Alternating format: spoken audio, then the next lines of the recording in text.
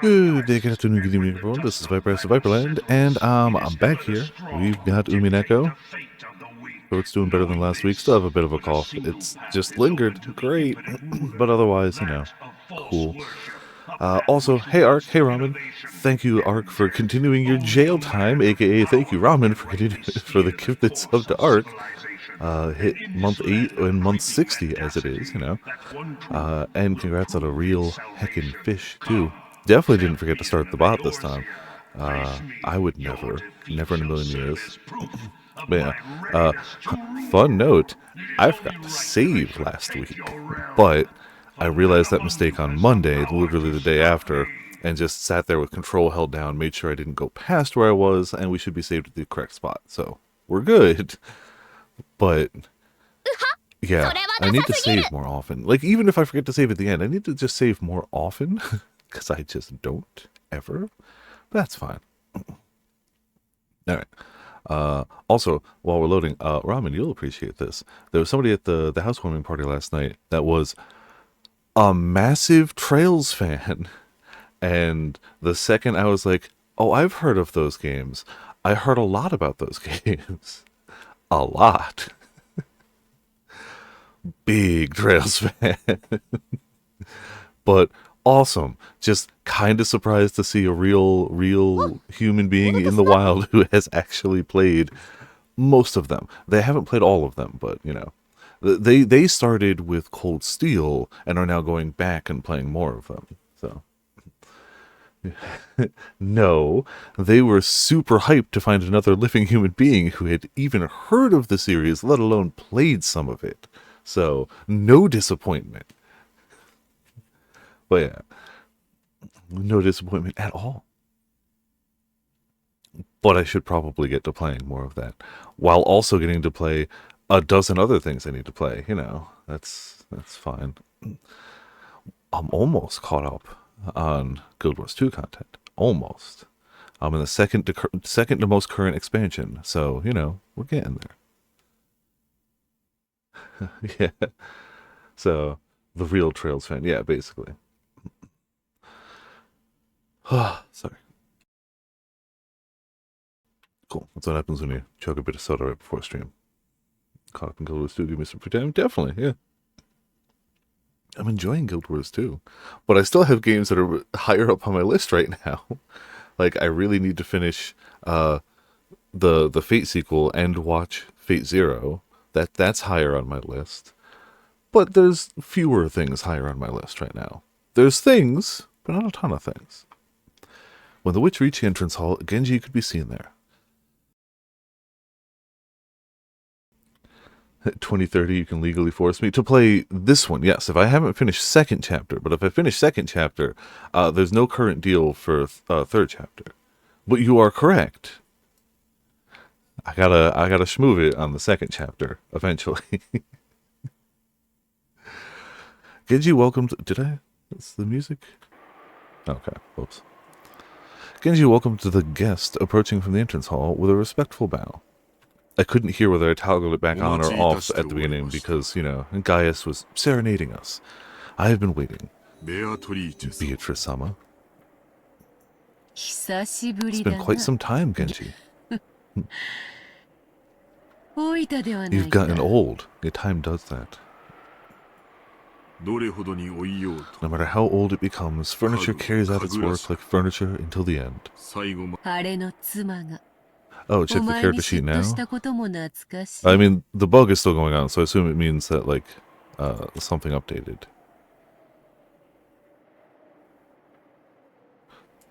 She's got the cane.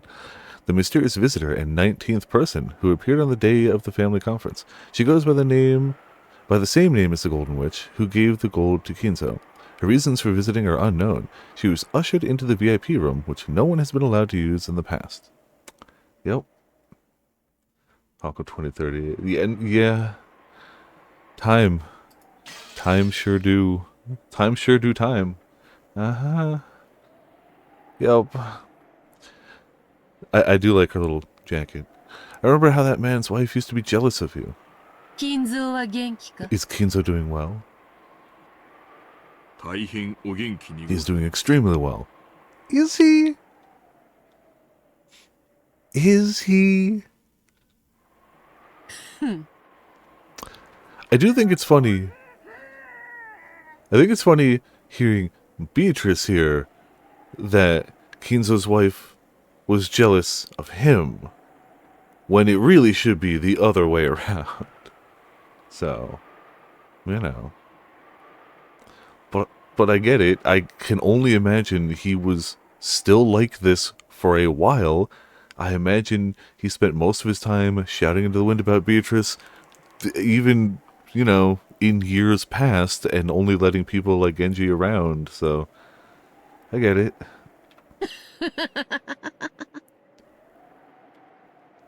The witch probably laughed because she knew Kinzo's own doctor had announced that Kinzo didn't have long to live. However, if anyone actually looked at Kinzo and noticed his vigor, which wasn't at all what you'd expect from someone nearing the end of his life, they might easily call that doing extremely well. Maybe that's what the witch was laughing at. Let us go and greet him. I look forward to hurling curses at each other after 30 years. As the witch grinned, she started walking, leaving Genji behind. Her gait was like that of a family member who knew the inside of the mansion well. Genji followed her in the manner of one who served her. At that time, Kyrie came out of the parlor. She'd probably gone out to fix her makeup or something. And when she saw Genji following a witch, she was surprised, although her expression did not change. You know, not that surprised. A guest for Kinzo had arrived, despite him being almost dead, on the day of the family conference when the fate of the inheritance was to be decided. So things are definitely playing out slightly different, we'll go with. I do like that apparently her pipe can change into a cane, because why wouldn't it? I mean, it could also just be a totally separate thing. However, she doesn't have her pipe right now, so yeah, it's clearly magic. Yeah. Well, isn't change? Well, she's not. I don't know if she's changing the material. I was about to say, isn't changing one item into another item not magic? It's alchemy, but you know. And furthermore, this person was familiar enough with the Ushiromiya family household that Genji was following behind her. Kyrie immediately realized that this person she had never met before was deeply important. That's true, it could be the same metal, in which case it's just transmogrification. Kyrie and the witch's eyes met. Realizing that it would be rude to pretend not to notice, she greeted the witch. I like the concept that Kyrie does not seem to currently know who this is, but is like, that's a witch though. Like, that's a witch. Like, that's a witch? I haven't pieced together yet that, like, that's the witch that's in the painting behind it, but that's a witch. It's a pleasure to meet you. Make a bomb, true. But it's a, you know, it's a subset of alchemy. Or a subset of magic. You're Rudolph's second wife, yes? Correct. This is Kyrie-sama, Rudolph-sama's current wife. From this exchange, Kyrie realized that this was a guest of fairly high ranking, even amidst the Ushiromiya family.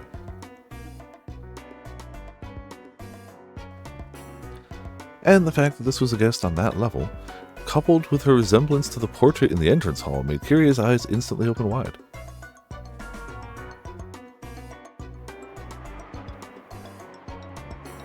Yeah, what if that painting just put on a suit jacket?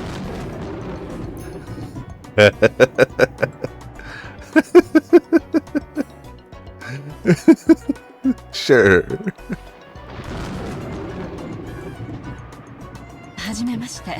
Uh-huh. Yup. Pleased to meet you. I'm Kyrie. I wonder if this is our first meeting. If we have met before, I apologize for forgetting your name. So you intend to force me to state my name, even though you already have a vague idea of the answer. Kyrie thought she'd given a sociable and humble greeting. Her expression grew slightly cloudy at that openly aggressive response. Beatrice? Openly aggressive? No, you've got the wrong... No. Painting put on a suit jacket. It's true. Painting put on a suit jacket and started to, inch up that skirt. Casually. At any rate, this didn't seem to be a person she could grow to like. But if Kyrie's guesses were correct, this witch probably held a vital key to what her own husband was most interested in. Something that couldn't help but influence tonight's family conference. So without shooting back a retort, Kyrie silently watched her go up the stairs to the second floor, with Genji following behind.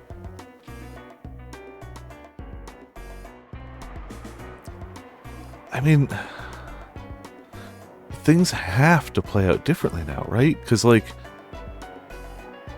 two of the adults, I'm gonna do quotes because, let's be honest, they're all still acting like damn children. As immature as Battler acts, I would argue Battler has acted more mature than at least half of the adults in this mansion. But still,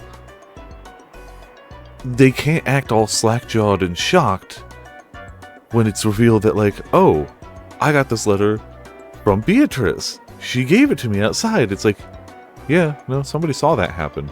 And then got a letter of their own, and then somebody else saw Beatrice in the hallway.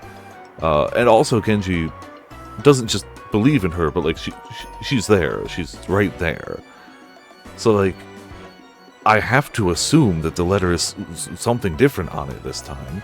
Maybe? It has to be? Or everybody's just gonna play dumb as rocks? But like, I'm leaning much harder towards this isn't seeing more of the same events. This is different. So without shooting back a retort, Kyrie silently watched her go up the stairs to the second floor with Genji following behind.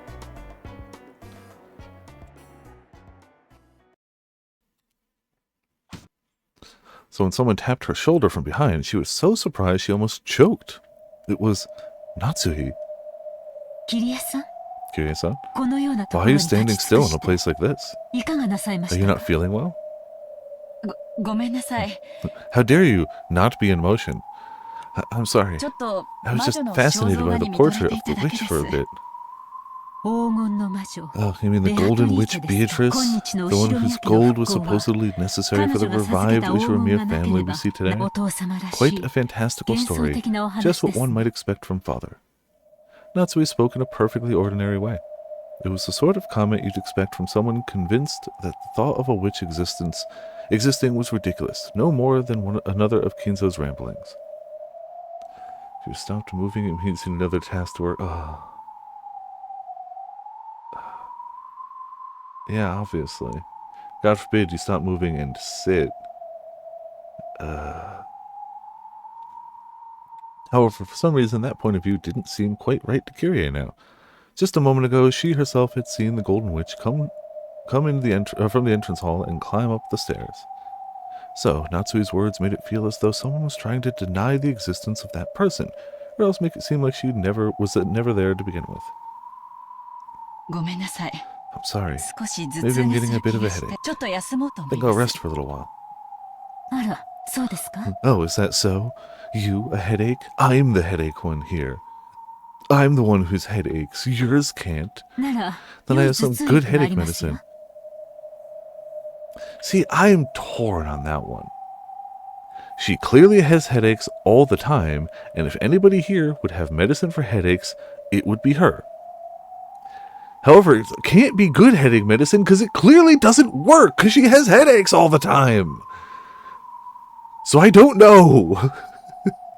I don't know what to believe here. Is it good headache medicine? Or is it really garbage headache medicine? Pills from Silent Hill F. Yeah, no, that'll clear something up. I don't know what, but like, we'll do something.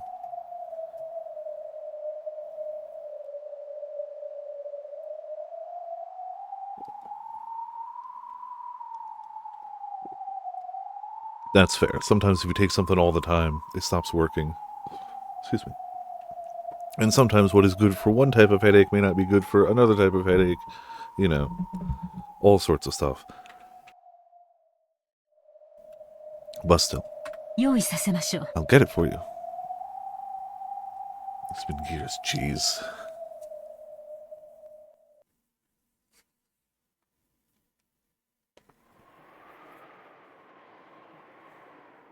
Now, I'm happy I don't take ibuprofen like willy-nilly, so when I need it to work, it works. Not saying headaches are willy-nilly, but like, I'll let like, something just hurts a little bit. It's like, fine, whatever. So that when like I need it, it's like, yeah, no, they're gonna work. We're just gonna do it. The hallway in front of Kinzo's study was filled with the scent of sweet poison, particular to that green liquor. Genji, who was completely used to it, did not grimace. And the Golden Witch didn't grimace either. Beatrice doesn't have a sense of smell. How long has he been in there since last he left? I believe it has already been several years. I knew it was bad, but I thought it was recently bad. I thought it was, maybe the past 6 months, a year. Several years. Then...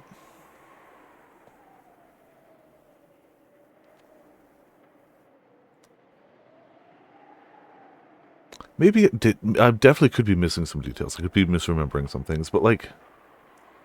I don't know. I feel like the family makes it sound more like this is a more recent thing.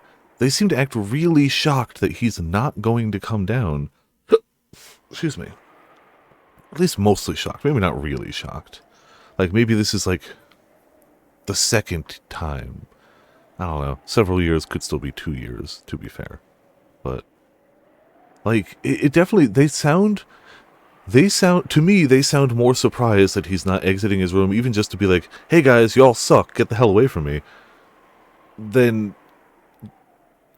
like, I feel like after it's been like 3 years, so like, yeah, he ain't coming out. We'll ask. We'll go through the motions, obviously. We don't want him to think we're being rude, but he ain't coming out. And they're not acting like that to, like, I don't know, maybe they're in denial. Maybe they're hopeful. Maybe they're like, since he doesn't have much longer left to live, according to his doctor, maybe now he'll come out. Yeah. Is he that desperate to turn me into a bird in a cage? Yes. Yes. Yes. The only 2 words that describe Kinzo are desperate and Beatrice. Those are the only ones. That is it. That is all that he is desperate and Beatrice. That's all. So yeah, yes. Yes times 1,000? Yes. How pitiful. By now, you're the bird in a cage. You're the ghost of this study, are you not? How pitiful that he is unable to recognize even that. Until he meets you again, he will probably continue his research, even after literally becoming a ghost.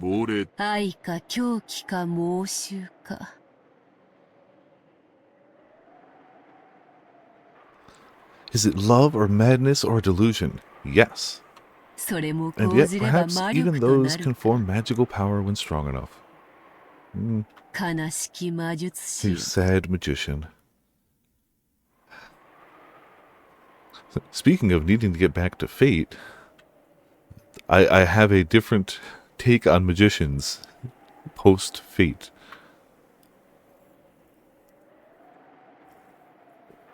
And I suppose also, Witch on the Holy Night, but still.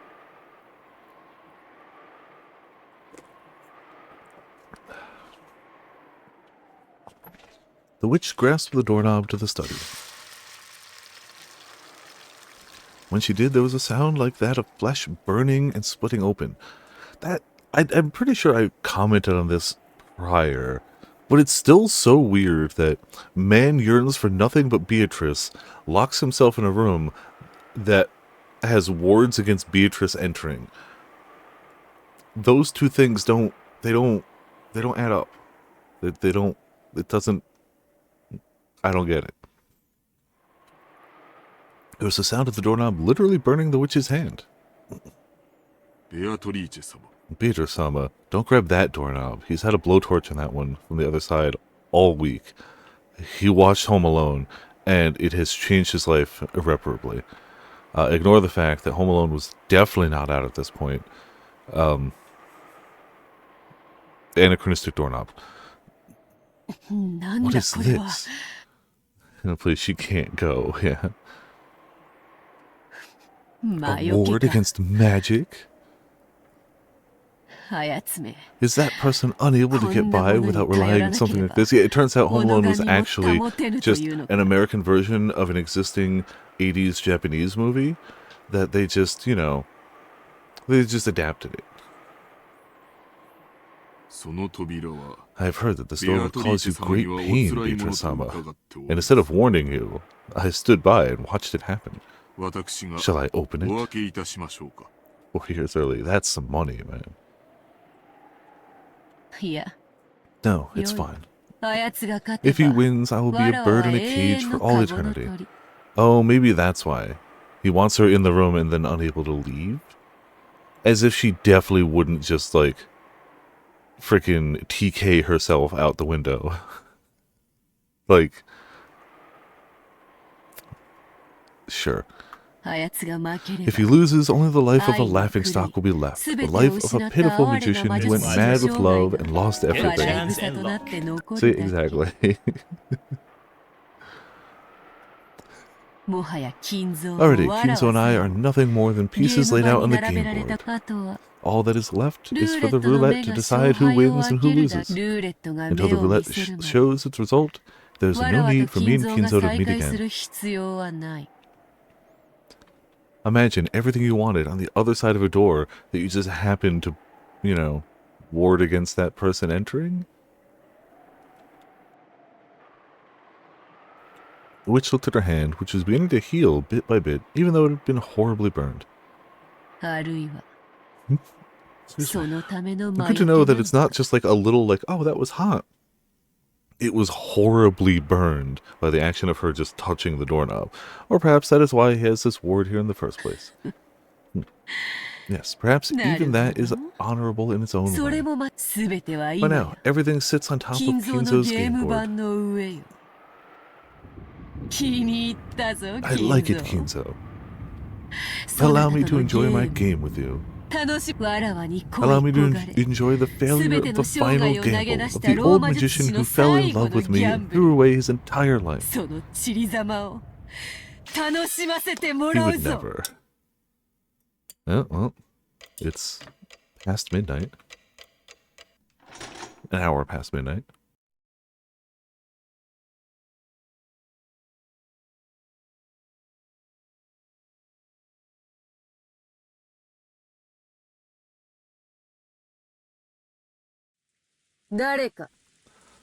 Who is it? Ah, damn it.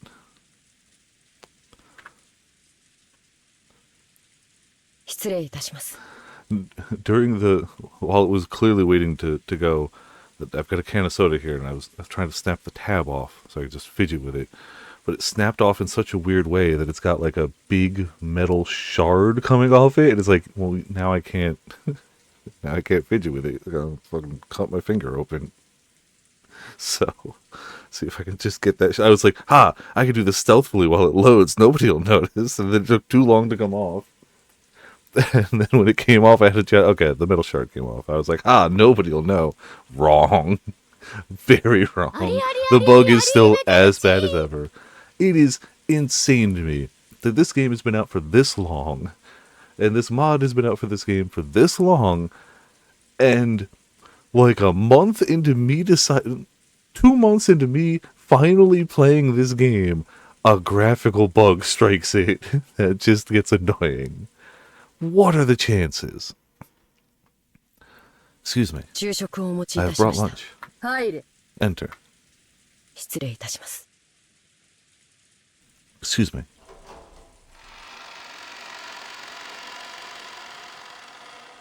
After receiving approval, Cannon entered the VIP room, pushing the servant cart that carried lunch.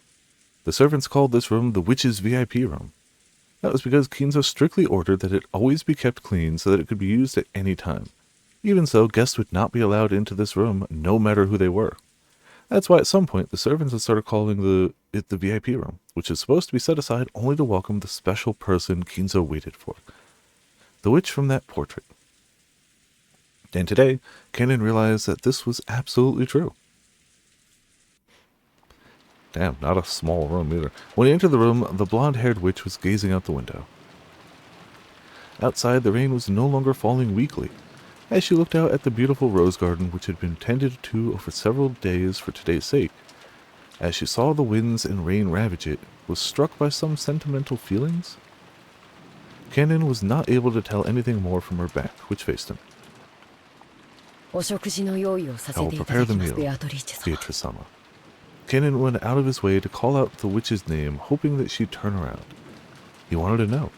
He wanted to know if the witch who tempted him and Shannon in the past had really appeared again. No, she's wearing a suit jacket this time. Totally different person. When he did, the witch whose name had been called laughed, her back still facing him. Holding back her voice, she laughed. Kennen was startled. It was almost as though she'd read his mind and knew that he had called out to her, hoping to make her turn around. Smells good. It appears Kraus hired a good cook. Yes. He's called Goda and was employed here recently. There's nothing better than being skilled at cooking. Delicious food completes the 3 pillars of pleasure for living in the human world. It is the secret to preventing boredom after 1,000 years. Good food is powerful. Kennen and the witch's eyes met. Then she grinned. Without a doubt, certainly, this was clearly the witch from that day, Beatrice. The witch that no one but he and Shannon could see in the past finally held a form and had arrived openly as a guest through the entrance hall. Beatrice-sama. It's been a long time. Kennen, the furniture.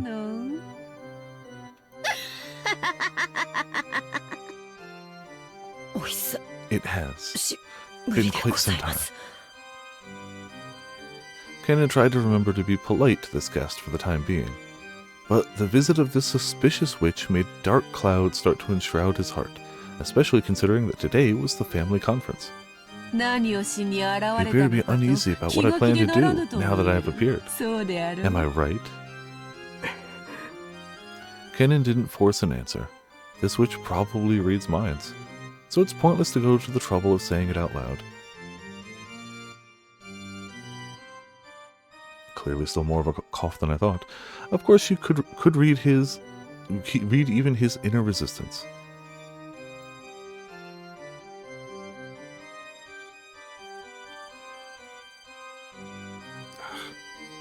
Man, that one random stray hair. Just...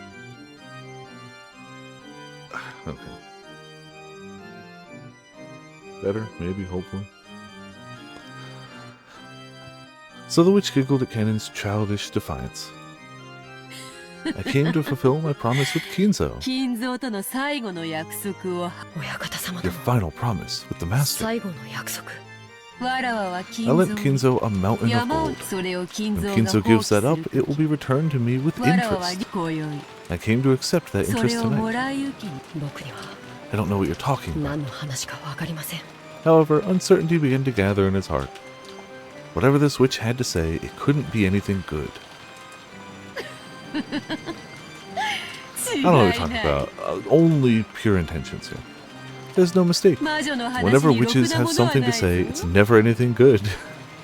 You are correct. However, like scissors, the potential of witches depends entirely on how they are used. Sometimes there are those like King Solomon who succeed in great exploits.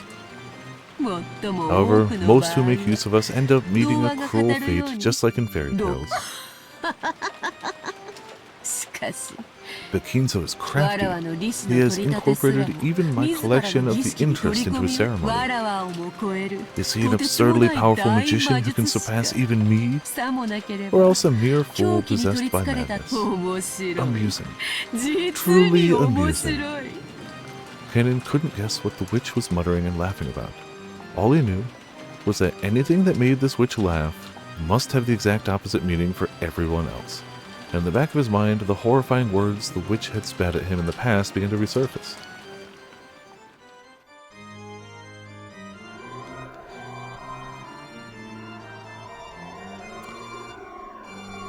We don't really flash back often in this game, do we? I guess occasionally. Yeah. Do what? Gonna commit.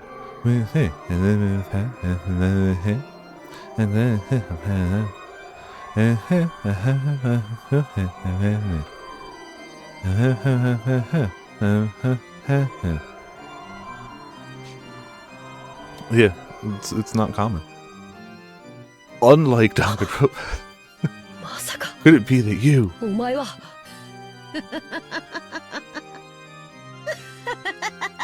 I say, having not actually streamed Danganronpa on this channel. Behold, this sweet fish river running through my beloved hometown. You who seek the golden land, follow its path downstream in search of the king. The witch suddenly began to recite a bizarre poem. It was something he remembered hearing. Could it be the witch's epitaph?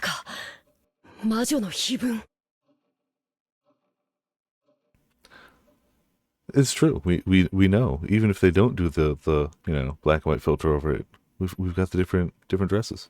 Or different tops, at least. There was no mistake. It was the epitaph that accompanied the portrait of the witch Kinzo had put on display. The relatives had guessed that it referred to the location of the hidden gold, but no one knew what it meant for sure. The witch suddenly began reciting that epitaph. Canon also knows 1 second.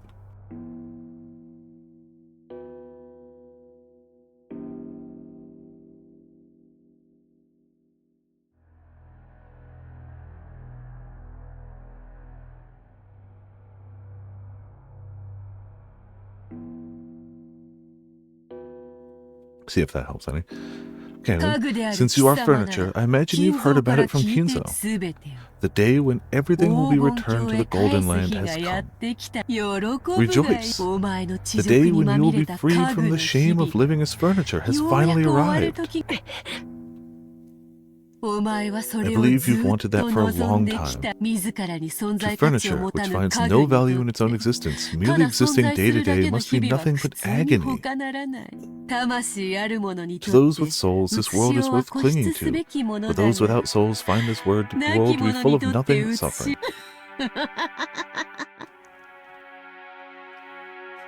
Complicated expressions flitted across Kanon's face. This was the day of release that Kanon had been looking forward to. However, the coming of this day had been mercilessly sudden. And for some reason, he didn't like the hateful tone used by this witch as she informed him of the coming of this long-awaited day of rest. Kanon couldn't even decide what emotion he should be feeling. Should furniture be feeling emotions? Why do you not rejoice? Could you actually have some regrets left in the real world? As mere furniture? I have no regrets, because I am furniture.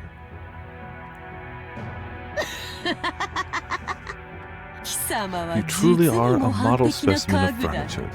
How nice, how nice.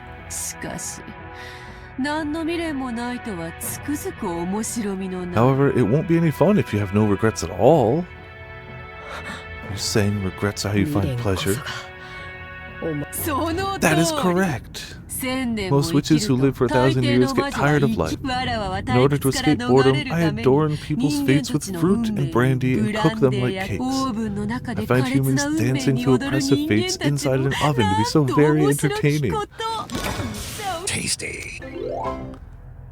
Real just positive influence on humanity right here. Also, I swear, how's it going? Welcome to Viperland in the chat. How you doing? You see, I'm actually a tad famous in this regard. So much so that rare guests come from far away to see my skill at cooking. Perhaps this is something that mere furniture cannot understand. Kanon couldn't understand what the witch was saying. However, he fully realized that this was a terrifying being who treated the fate of humans as a show, enjoying it whenever some harm befell them. However, furniture has no soul or life, much less a fate. Pitiful furniture does nothing but serve until the day they're released from the real world. To furniture like that, the witch, who had come to release them from everything, was a being to be received with overflowing affection. Even though the day Canon should have been waiting impatiently for it come, he was confused by his own inability to accept it easily. Why was it? The face of Shannon, the person he loved as a sister, rose to his mind. And for some reason, Jessica's face did too. Canon bit his lower lip hard enough that it hurt. Thinking about Jessica, that was something furniture must never do. I was thinking about Jessica like that, okay. Even though he thought he'd known that, even though he'd complained that Shannon's relationship, why was it that Jessica rose to his mind at a time like this? He felt a little shameful at his own naivete. And to forget about Jessica, he turned his thoughts to Shannon. Shannon is also furniture. She has no reason not to rejoice at the coming of the day when all will return to nothingness. But Shannon, through her relationship with George, has experienced an emotion forbidden to furniture. Even though she isn't qualified to be bound with him, she's still trapped in a dream that she isn't allowed to have. Will Shannon be able to joyfully accept this development? No, she won't. Shannon still has lingering regrets. Those will probably become a great source of pain and torture for her. And these lingering regrets were planted by none other than this witch. Why? Because that would be more interesting, nothing more. This day that Shannon should have been waiting impatiently for will probably be a harsh burden for her, giving her emotions that she must never experience. I thank you for granting me, us, furniture the day of our release. And I hate you for making this day so difficult for Shannon to accept. I wanted to make you suffer from your regrets as well, just like Shannon. However, you continue to live like furniture with foolish honesty, never getting ensnared by me. And yet it seems you loved Shannon a little too dearly, right? Shannon's regrets are now your regrets. Will those feelings transform into hatred for me? If you wish to kill me, give it a try. As Kinzo's furniture, you should have at least that much power, right? However, if you kill me, then the day of rest for furniture will not come for all eternity. Could you bear to live with that? Are you truly capable of resisting when I try to release you?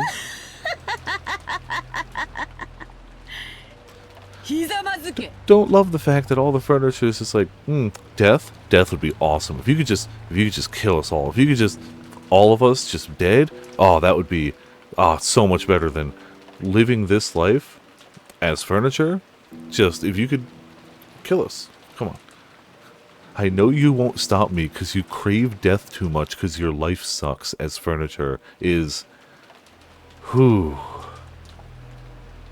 Yeah. Kneel. What? Kneel and kiss my shoes. Otherwise, I will leave this place. I'll go back and never show myself again for all eternity. All you have to do to not die and not have a lot of other people die is not kiss her feet. Battler would doom everyone.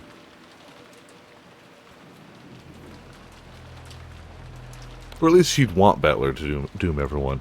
I don't know how interested Battler is in her feet. I'm just saying she wants Battler on her feet. No. So, Canon, do you think you could bear to live like that?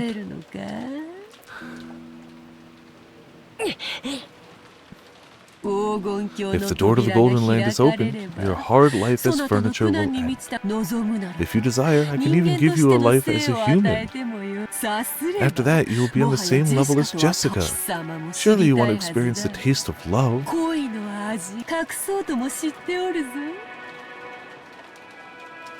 It's funny that she's still trying to tempt him when she's fully admitted that, like, yeah, anything I do is just to watch humans suffer with regret.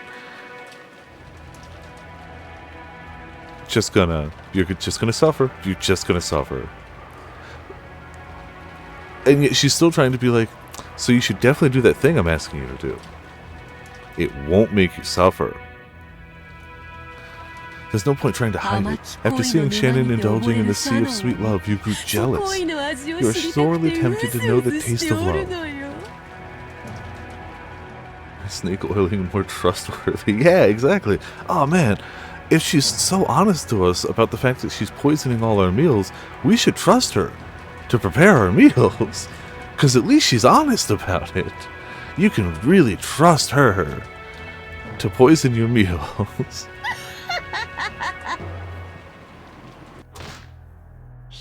Stop it. Stop it. Are you trying to ensnare me again? Yes. Uh-huh. I won't be reduced to a toy for your amusement. It is too late.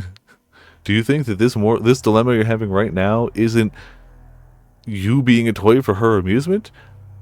'Cause, boy howdy, I got news for you. Oh? Then I will be satisfied with Shannon alone. After all, you aren't the only one who is implanted with a seed. Even fruiting plants sometimes fail to bear fruit, after all. The one who obtains the key must then travel to the Golden Land in accordance with these rules. On the first twilight, offer the 6 chosen by the key as sacrifices. On the second twilight, those who remain shall tear apart the 2 who were close.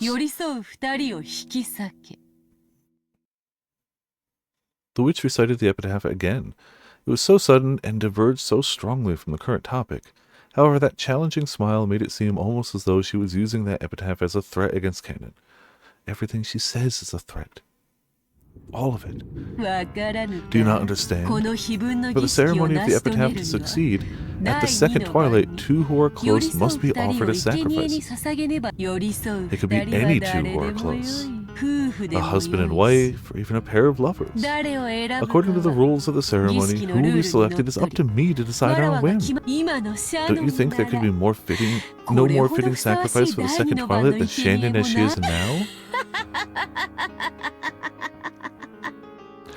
But if we're going by the epitaph, it doesn't matter, because by the end of it, A, everyone will be dead, and B, everyone will be resurrected. So who gives a flying frack who's sacrificed on the second day, because it doesn't matter. You'll all be dead, and you'll all be revived if we go by the epitaph as it's written. Well, I'm just saying you should either stop her or not stop her, and whether you stop her or not should not be dependent on who is sacrificed specifically on the second day. Who cares? Like, if she's not stopped, she's gonna sacrifice you all. And if she is stopped, then who cares on what day? Like, I don't know. I don't see how it matters that she's like, you know, who could die on the second day? It's like, yeah, but if we go by the epitaph, they're all dying. So it doesn't matter. You dirty. Cannon realized something. They were all going to die anyway. Until today, he thought he'd given up everything else and lived as furniture, acting like furniture. But in reality, that wasn't true. He loved Shannon too dearly. Therefore, when Shannon was in pain, Cannon shared in that. If only Shannon had continued to live as furniture, indifferently like Cannon, without any regrets in this world, he wouldn't have been in so much pain. The witch planned to toy with Shannon, who had known the taste of love. No, whom she had taught the taste of love, as she killed her. She wouldn't be welcomed into the Golden Land and granted a compassionate release. Instead, if the witch had her way, she'd be used as a sacrifice, subjected to the utmost of torture and pain, and forcibly turned into a human foundation for this evil. To be fair, I'm good.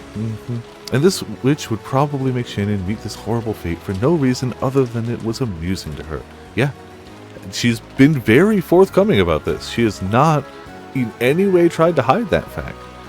I mean, unless she's lying about this, but, you know, she's got her hobbies, as we all do. You know, food and the misery of humans.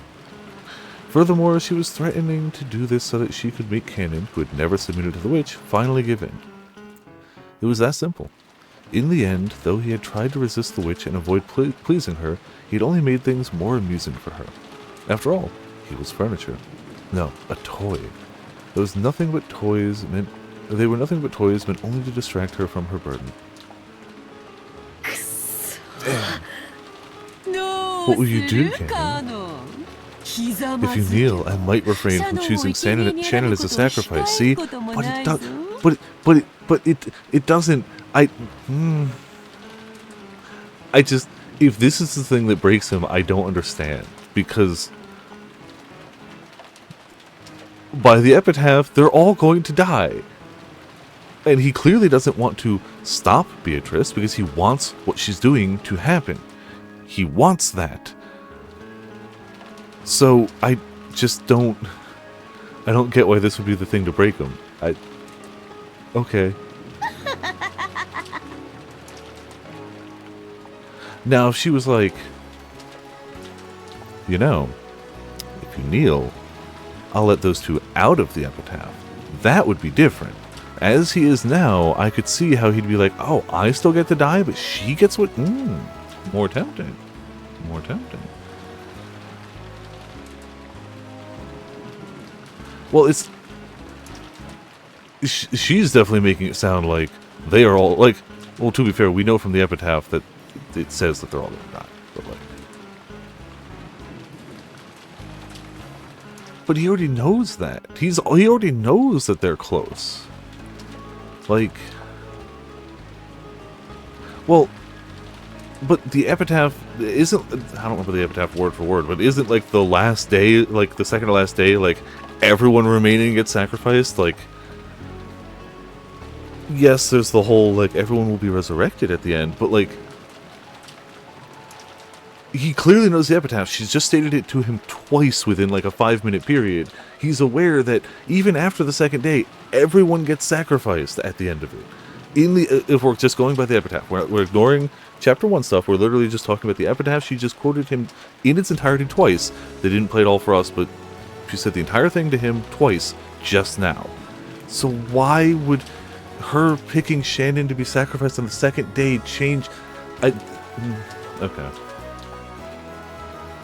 I'm either missing something, or I don't get why Canon is bothered by... I get the rest of what Canon's bothered by. I get that Canon wants to die. Canon wants Shannon to want to die, accepts that Shannon doesn't, and is feeling stressed because of empathy with somebody he cares for. I get the whole rest of that. Totally got it. Awesome. I don't get why the, maybe I'll pick her for the second day sacrifices thing where he's like, no, not that. That's the bit that's not sinking in. But, you know, sure, just go with it.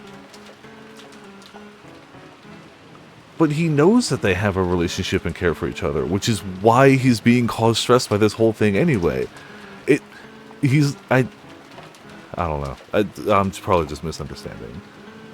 Oh, I understand that he hates that they do. Oh, I totally get that. He wants them to not. Oh, holy.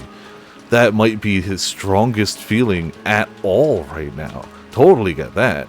I just don't get how that translates to she might pick them for day 2 and that might break him.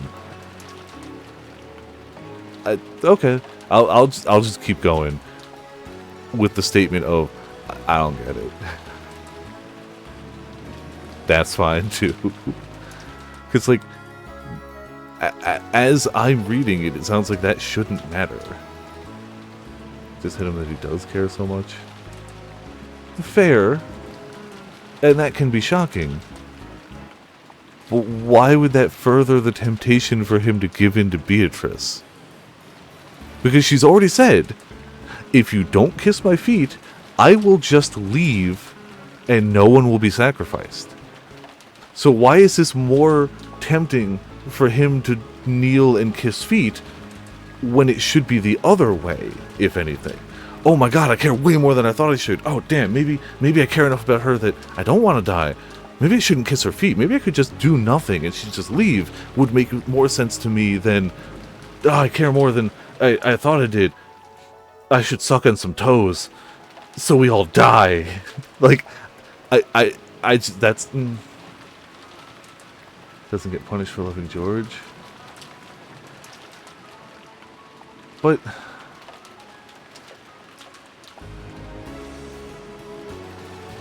guess... I still don't. I still don't see what the difference between dying on day 2 and dying on day whatever the further date is. I don't remember the numbers. I don't see the difference to me, but maybe Kenan does. Maybe it means something to him. But you know, it's fine. I've always wanted to make a toy like you surrender someday.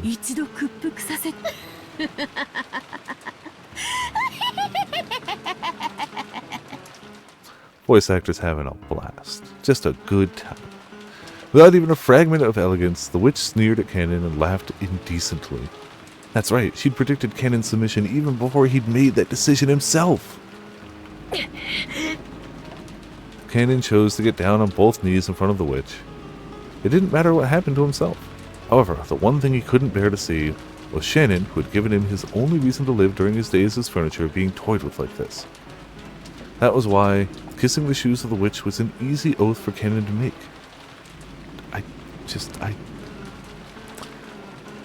Sure, when his quivering lips actually touched the witch's shoe, Beatrice let a look of ecstasy rise to her face. I told you she was into it. Then laughed with a voice filled to bursting. And that was through shoes. At that moment, the witch, who had grown bored of life after 1,000 years, was completely filled with the evil emotion that she lived for.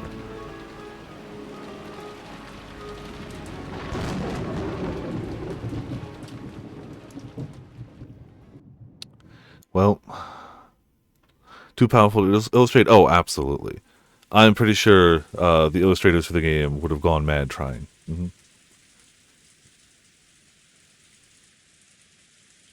That's fair.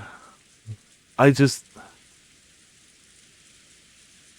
feel like the impact of somebody dying is lessened if you know for a definitive fact that you will also be dying within a day's time. I can still see I still don't want to see them die in front of me. Yeah. Fair.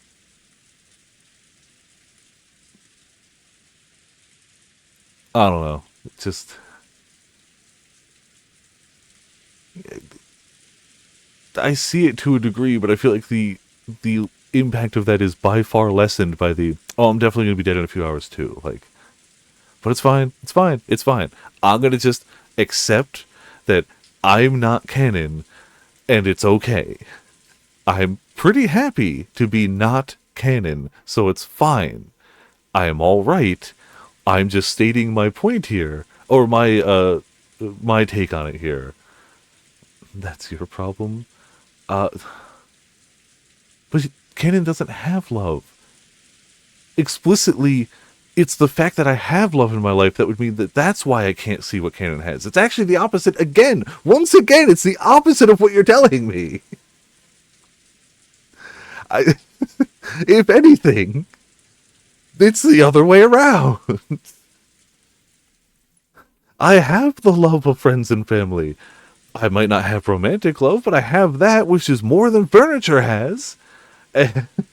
Love for canon, which is lacking. It doesn't specify it has to be for a person. It's not like if Shannon fell deeply and passionately in love with someone besides George, the water would have been green instead of blue. No, it was the love, not the person. So it doesn't matter if I love canon or not. Irrelevant. It's canon that has the skill issue, not me. When lunch ended, the relatives moved to the parlor. Rosa had brought a high-class brand of black tea from a famous store in Ginza. That had been served, and the parlor was filled with a pleasant aroma. The skill issue... I do not have a skill... Okay, I'm not going to say I've never had a skill issue at things before, but this is not a skill issue, since the children were there too. The adults tried to interact like normal relatives on the surface, talking peacefully about recent events and how their children were growing up. Oh, man. I imagine this family trying to talk normally with the subtext of money being an issue and everything that's gone that we know they've been talking about. Have you seen the Family Guy clip of the wasps at a dinner table? Just the least veiled insults whatsoever tossed between husband and wife in perfect, casual tone. I imagine it's about that level of subtlety. I'm pretty sure the kids know everything. I'm pretty sure the kids are like, yeah, they fighting about money, aren't they? Yeah, yeah, totally not subtle. Well, true, but like, she wears that on her sleeve. She's not even like trying to hide it per se, which is good because I don't think she could, you know. But yeah, it had started raining, so the children couldn't do anything but sit here like this, watching TV, unable to go outside. Maria was apparently a TV kid, and she kept watching a boring daytime program without getting bored, giggling all by herself. At first, Battler joined in, seeming to deepen his relationship with Maria, but he'd gotten up early that morning and was gradually hit by a wave of drowsiness.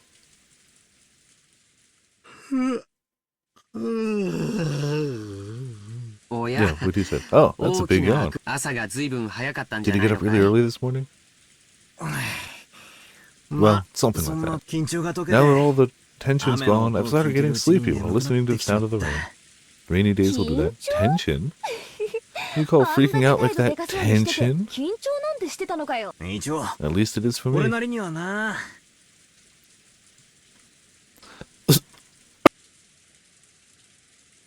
Excuse me, sorry. Battler gave another great yawn and slowly lay down on the sofa. He really did look tired. George and the others had tried talking to him, thinking it was a sign of boredom, but when they realized he was really sleepy, they decided to let him be. My. They say that if you lie down right after eating, it'll become a mackerel. What?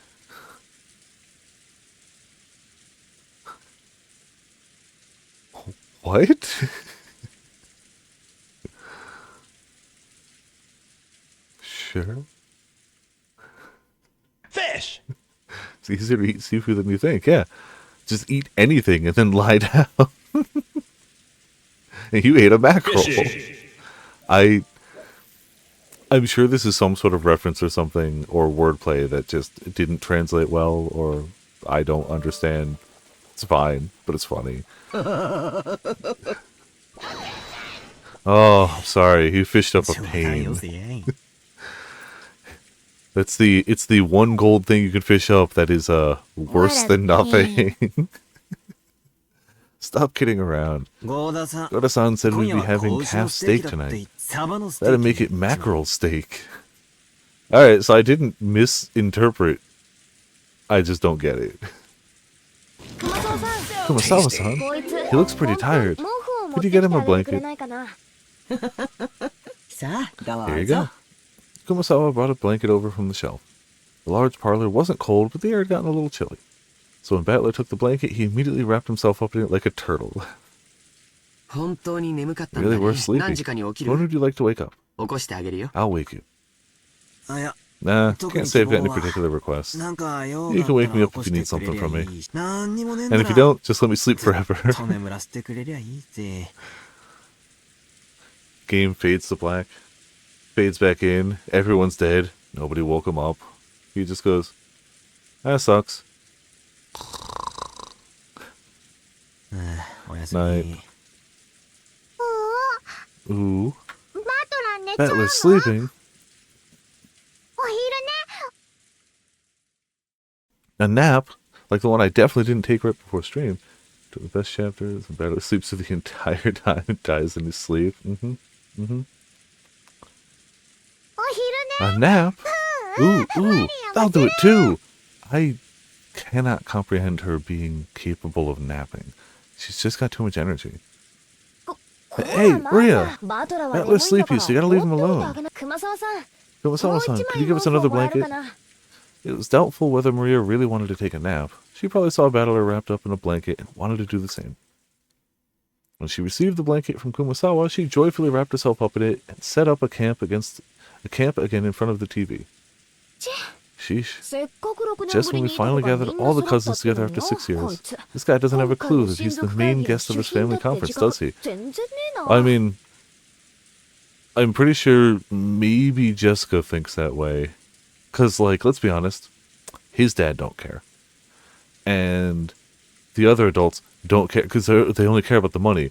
Like, maybe Jessica is the only one that's like, guess Battler being here is kind of special. Everyone else is just like, inheritance, inheritance, inheritance, money, money, money, money, money, money, money, money, money, money, money, money. Except George in the corner is like, Shannon, Shannon, Shannon, Shannon, Shannon, Shannon, Shannon, Shannon, Shannon.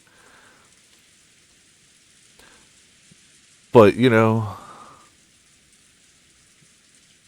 sure. 聞こえてるぞ。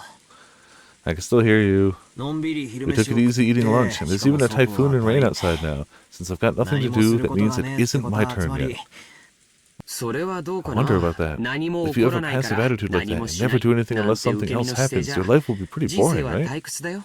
違うぜ。 No, that's そ not う what いう I 意味じゃ mean. なんつ How should I うの put か it? な。こういう時 At times like this, I like 俺 to は think こ about it う this も way. 出番じゃねえん It だよ。 isn't my turn. こいつが If お this were a 芝居だっ play, たなら it さ wouldn't be my turn to go on stage. 俺の出番だったら The best thing to 舞 do 台 is 袖 stay in で the おとな wings し of く the してるに stage. 限るってわけ。 My ATB bar is not full.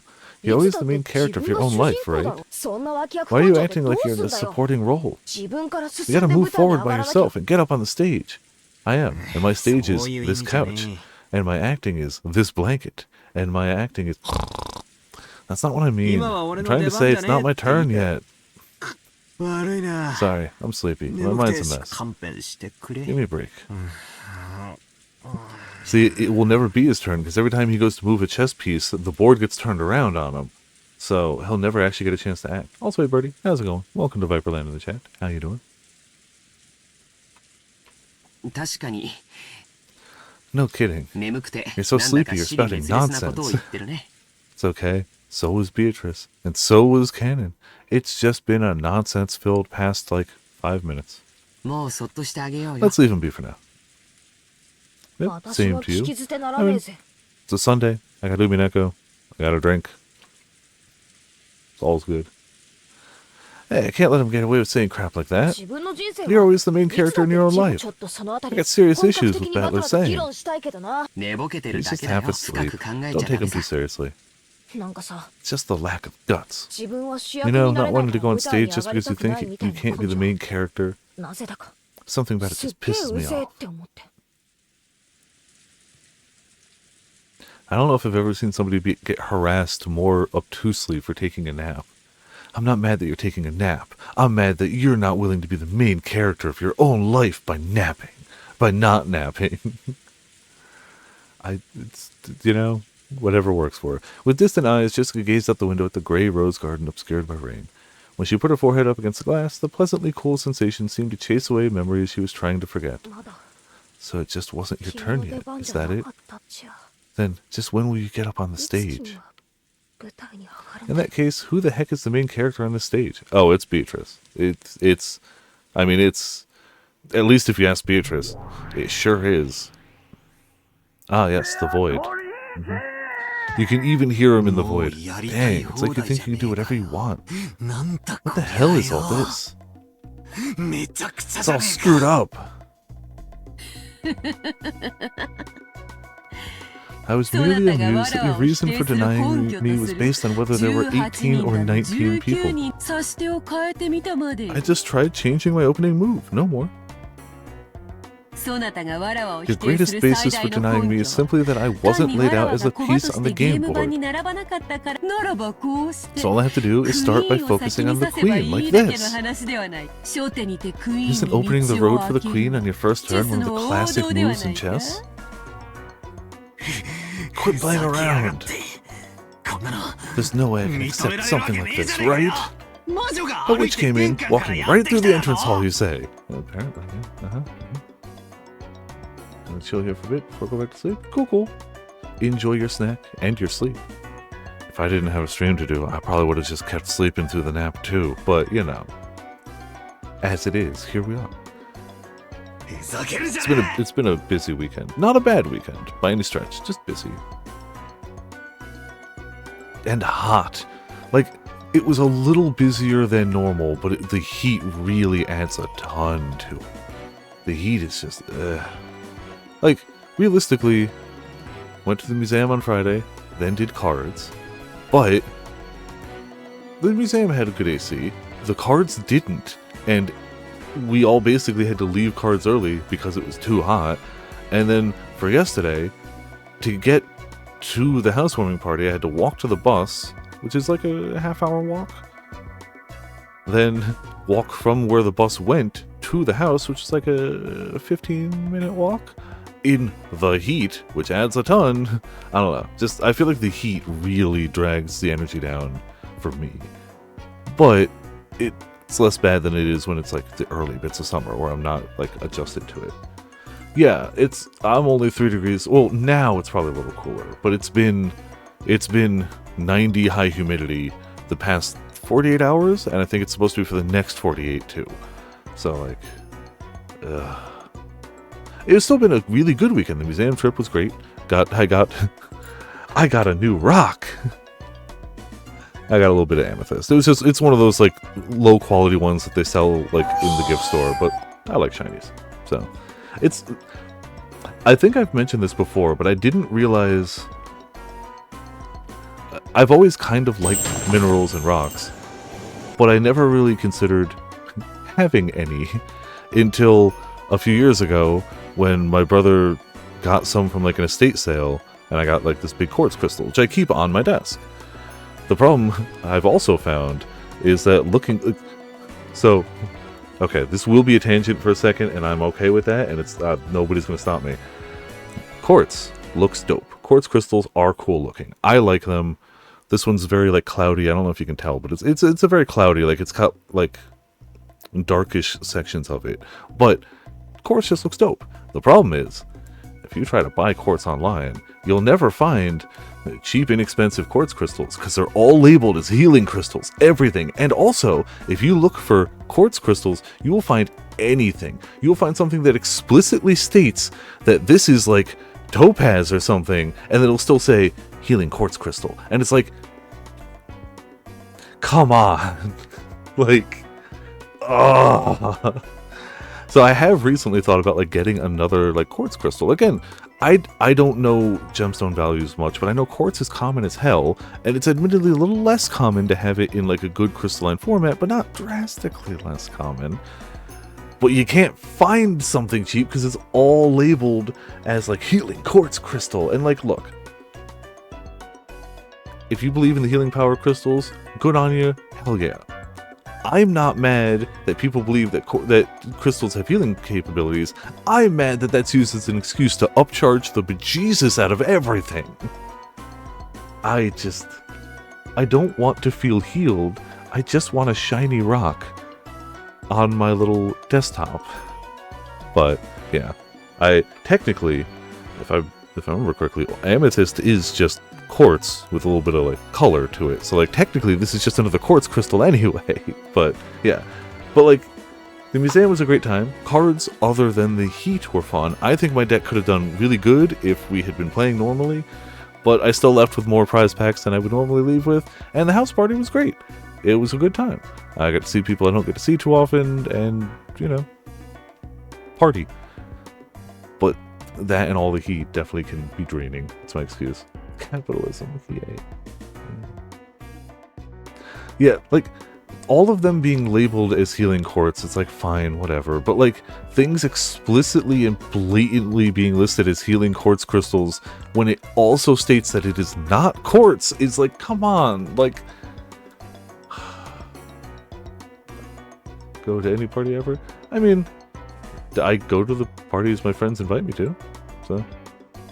Yeah, no, I had a good time. But that's my excuse for why, if I didn't have a stream, I would have just kept napping through it. I didn't get to, like, sleep a lot this weekend. I got to sleep in today, which, not bad, not bad. Oh, yeah, no, I mean... Diamond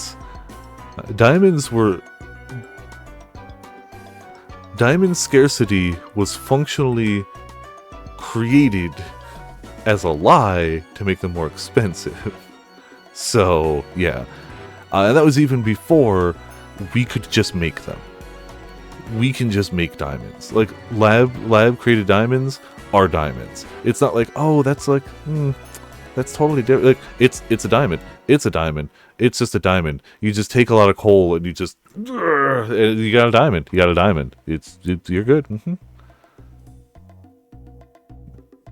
Attaching them to engagement. Oh, absolutely. Yes.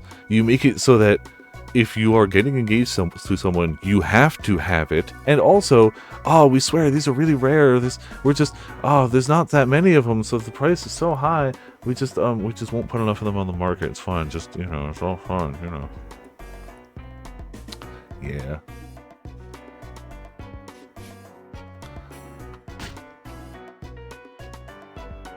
One of my diamonds chose the dug for them.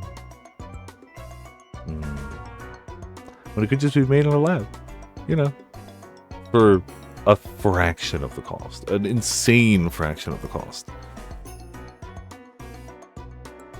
I'm weird in that I clearly enjoy minerals, but it was never something that I got into enough to like have any until recently.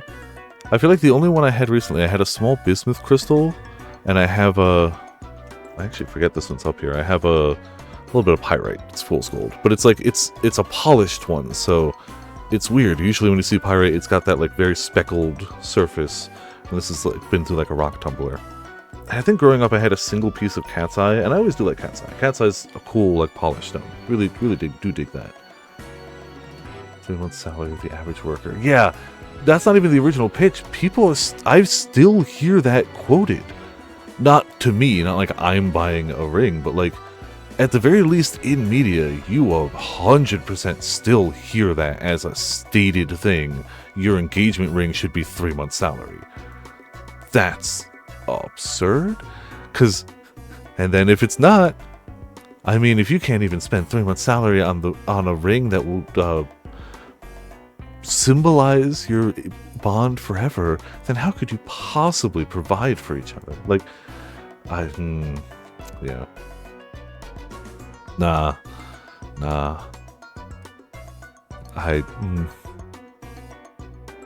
Yeah. All the rage too. I mean, I can't say that like I've been super into my birth gemstone, but I do know what it is. Like, I am aware that my birth gemstone is a ruby, but I don't have any rubies. So I have tried to look into getting a star ruby, but I thought they would be less expensive, and they're not. And that's okay. I don't want to spend much money on it. So the entire reason I want a star ruby or sapphire is exclusively because of a book I read growing up. So it's, a bag of apples. Oh, thankfully we're not quite there yet, but hoo boy, does that feel like a glimpse into the future. Yep. Well, mind you, I'm not utterly up to date and versed on wedding details. Shockingly, I know. But isn't it, if we go by traditional wedding things in America, isn't it the guy spends 3 months' salary on a ring, and the bride's family generally is expected to pay for the... Isn't that the again, I'm not saying this is right or whatever, I'm just saying the, like, traditional what they say. So at least that's not on the same person, I guess. I don't know. I'm not trying to justify it. I'm just... Yeah, weddings are intended to be expensive. They're yeah.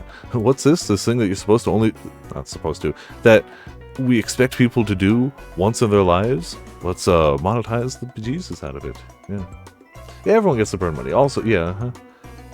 I at this point in my life cannot imagine myself getting married. But in the event that happens, I definitely would want a smaller scale thing.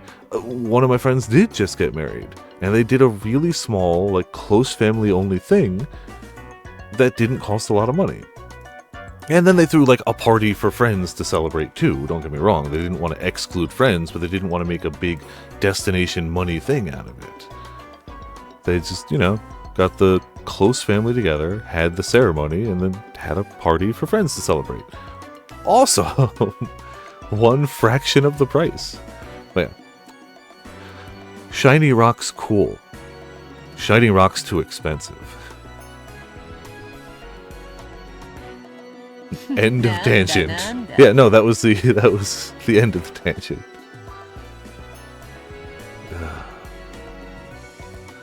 At least they usually only buy entire islands. What's this? 前回のゲームではそなたに散々自由に手を進めさせたぞ。 I feel like I had something on my tooth. In the last game, I gave you incredible freedom in making your moves, correct?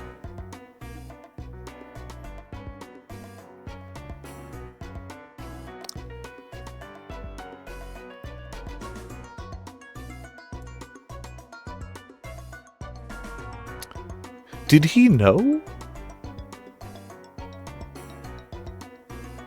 I've been running on a strict assumption of linearity so far, which is always a mistake. But I assumed it was Chapter 1 happened. People met up in the afterlife. Went, wait, no, screw you. And then we saw, well, originally thought we were seeing more of what happened, but now it's clearly a new. I feel like, I mean, she could just mean like, oh, I didn't interfere with you in that time. I feel like the wording does imply like, oh, I let you do whatever you wanted in that last round. Like, it definitely I feel like the wording implies he knew. But it definitely could still be that, like, look, I didn't get in your way, right? Which is true. I would agree that if we view Chapter 1 as, did Beatrice explicitly get in the way of Battler, I would say no. So, you know. This time, all I'm doing is moving my pieces in response to your moves. Are you already giving up right at the start?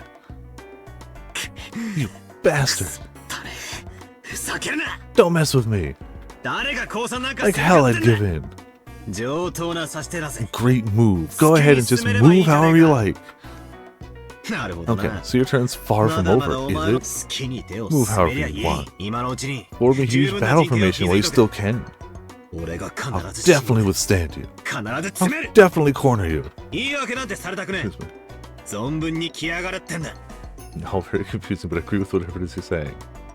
Thank you. I don't want you to have any excuses. That's a new face. You aren't even close to making me accept something like a witch. That's right, just now, it looked like Maria's candy was fixed with magic. You might have actually had another one of the same candy hidden in your pocket. Switch them with that little show, making it only look like you fixed it with magic. Yeah, that's right, that has to be it. It's useless. It's all useless. Rosa saw the moment when the candy split into butterflies, correct? Who cares about that? That was a hallucination or a trick, or maybe she just saw it wrong. This isn't a big problem. So, you throw out the part you can't explain as trivial.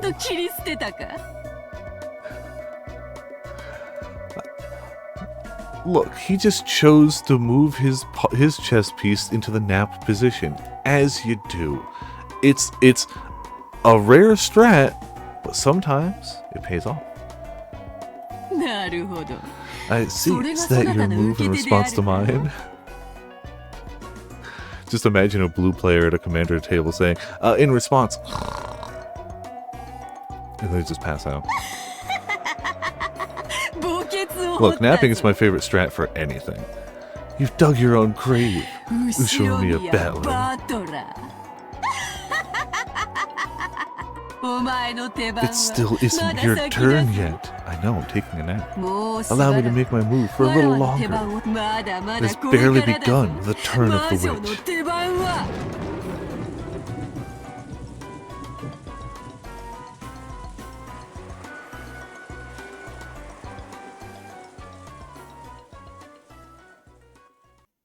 But yes, that was very good tangent music. When they started hearing Battler's snores, the relatives went their separate ways, leaving the parlor and letting Battler sleep in silence. We're going to get to the end of the final chapter, and this was all just in the dreams of Battler when he would nap occasionally. He actually has a freaking...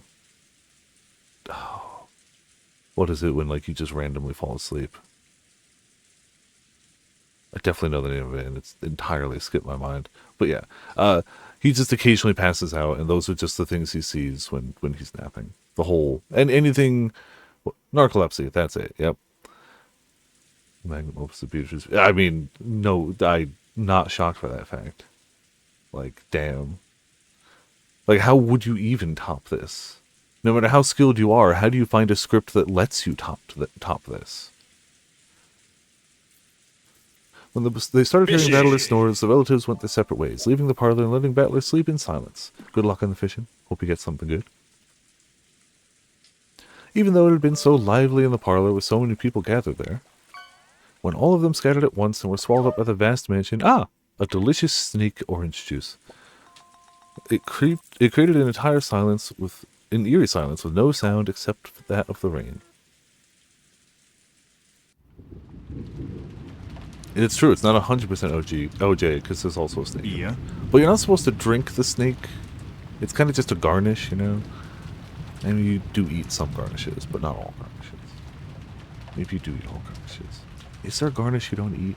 It's the bay leaf. It's the bay leaf of the orange juice. Prediction for the first kill. I think any killing will happen at all. Well, I mean, if we're going with Beatrice making moves here, there will definitely be a kill.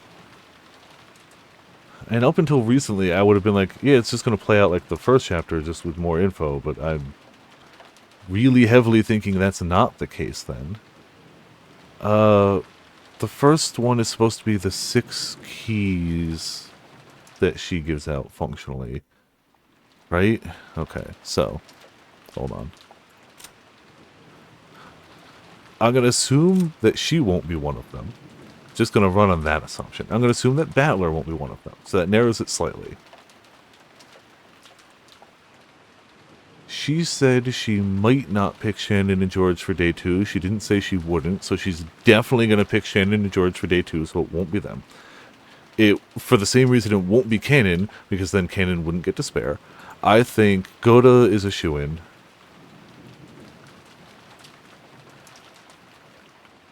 I have to go 6.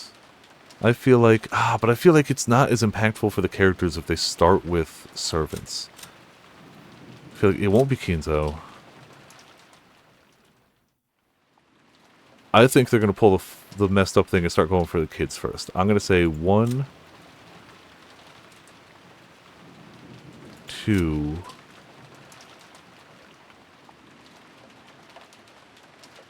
3, 4. I think they're going to get it again. 3, 4.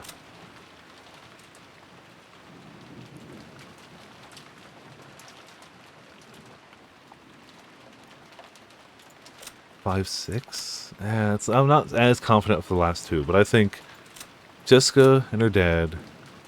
I think Battler's dad and stepmom.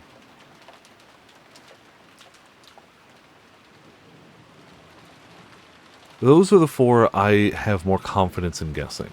Not to say it's gonna, but I feel like I have some amount of, like, sure. I kind of just slapped 2 more on top of it because I didn't think they'd go for more of the main family.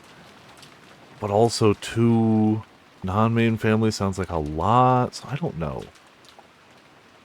I'm more confident that they're going to save George and Shannon for day 2. Not day 2, we know what I mean. Just to really piss off Kanan. Just to really be like, hey, I broke you. And I'm still going to do that thing I said I might not do. Because I said might, not won't. I'm pretty sure of that. Pretty sure of that. I don't know why the game is bugged out this way. Yeah, same. I mean, I could try and restore... Also save, yeah, if I'm already here. That's a good point. Like... I could try off camera to reinstall the mod. It won't help now, but like I could try.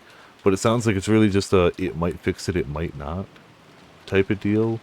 And it's not like difficult to install the mod, but it definitely takes some time and like I don't know. I'm lazy. Oh, yeah, enjoy the sleep. See you. Have a good one. Thanks for hopping by.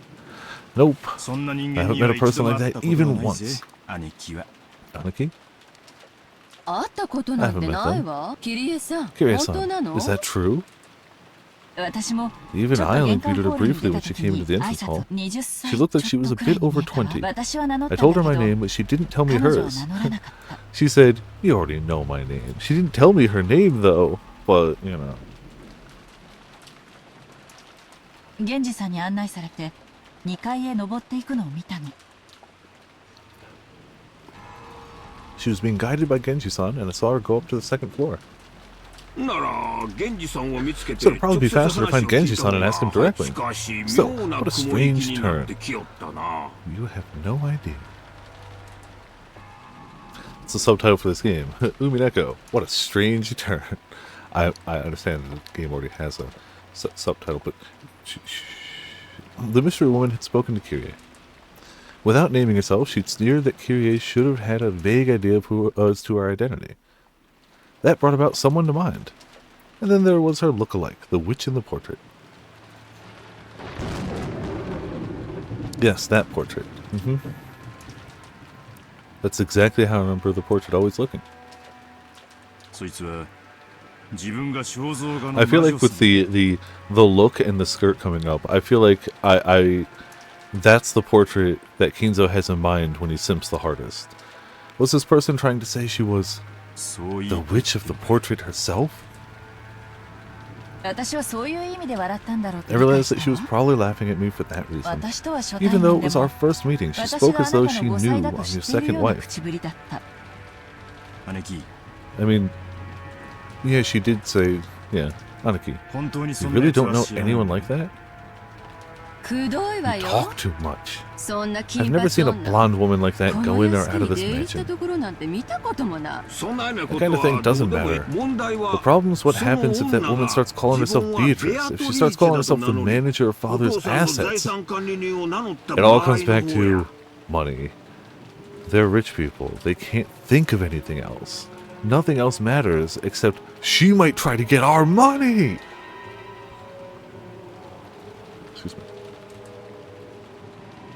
あるいは愛人の Or 娘 maybe を she 自称 plans to call して herself his 遺 mistress's 産の daughter 分配を and 要 demand 求 that す she る get a つ share も of the りかしら。い inheritance. ずれにせ Either よ way, we've had one heck of a joker slipped into the deck.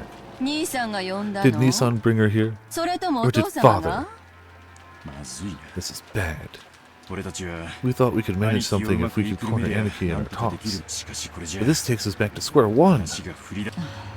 あなたが私の I 知 don't ら know な what い kind と of ころで schemes you've been making when ど I'm んな not 策 around, 動 dear. も But it looks like we've 少 been し given a 対 little 策を time to 立てる form a 時間を counter 得られた strategy. みたいね。 Yeah.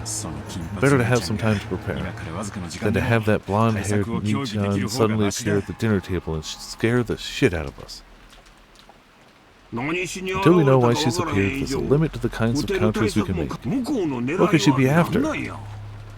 決まってるで Isn't し it ょ？ obvious? お父様の遺 She's 産 going to の claim that 正 she's 当 the な後 rightful 継 heir 者 to だと言い father's 張るため inheritance. よ。 She couldn't possibly be after anything but money because we can't imagine anything but money.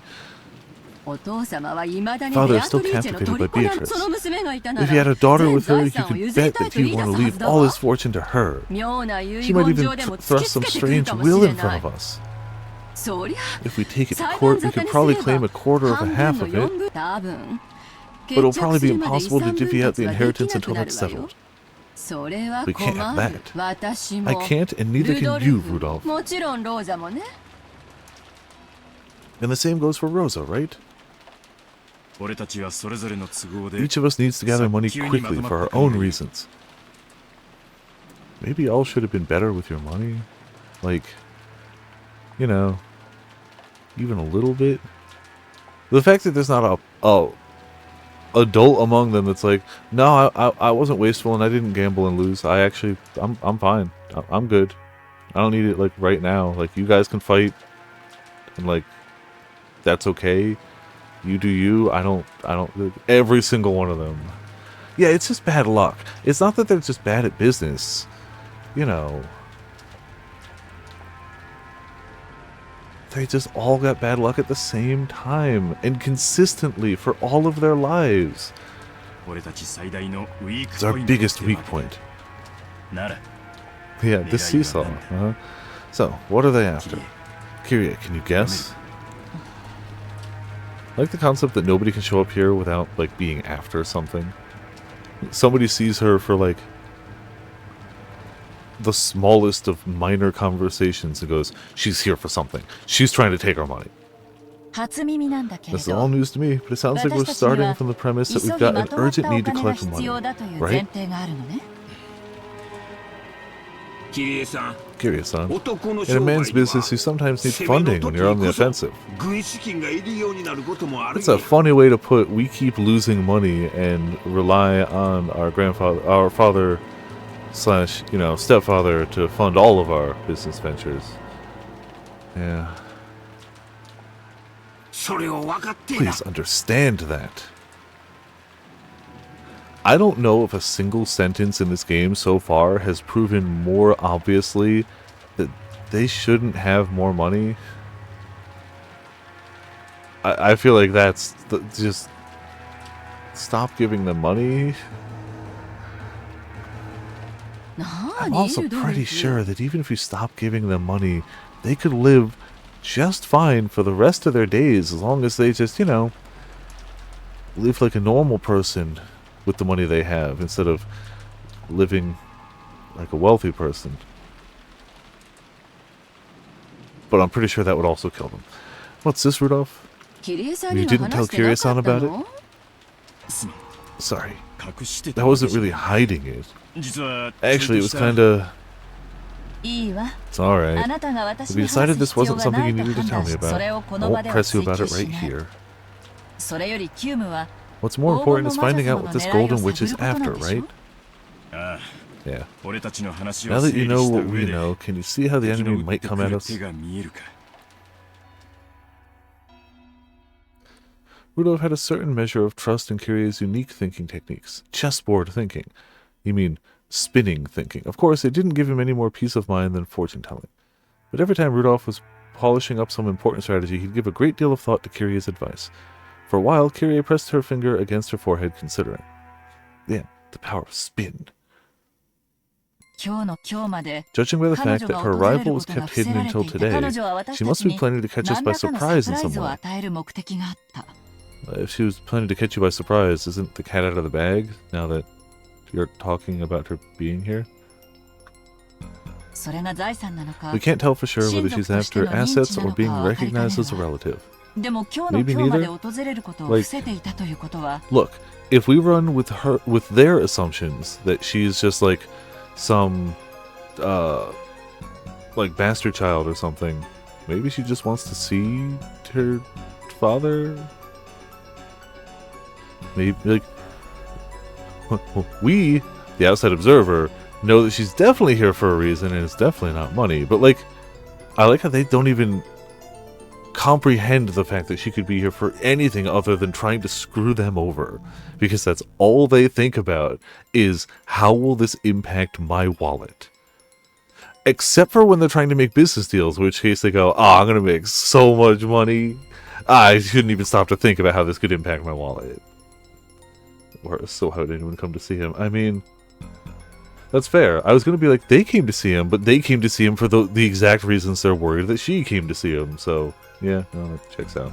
Stocks to the moon! Yeah, I shouldn't think about this or research anything, I should just buy! However, her coming was kept secret until today. Which probably means she didn't want us to take any measure against her, something we might have done if we'd known beforehand. So her goal is probably something that could be hindered if we were to take measures against her. Understand? I get it. So she had a will that father had already written, something that could prove that she's a blood relative. Buy high, sell low, damn right. If she had some unshakable, rock-solid proof like that, you'd think she'd announce it beforehand. That's right. On the contrary, since we're in a position to doubt her, she should have brought a lawyer or an expert, and thrust some completely undeniable proof before us. If she could. Pretty sure the only thrusting she's going to do is a knife into you, but, you know, whatever works for you.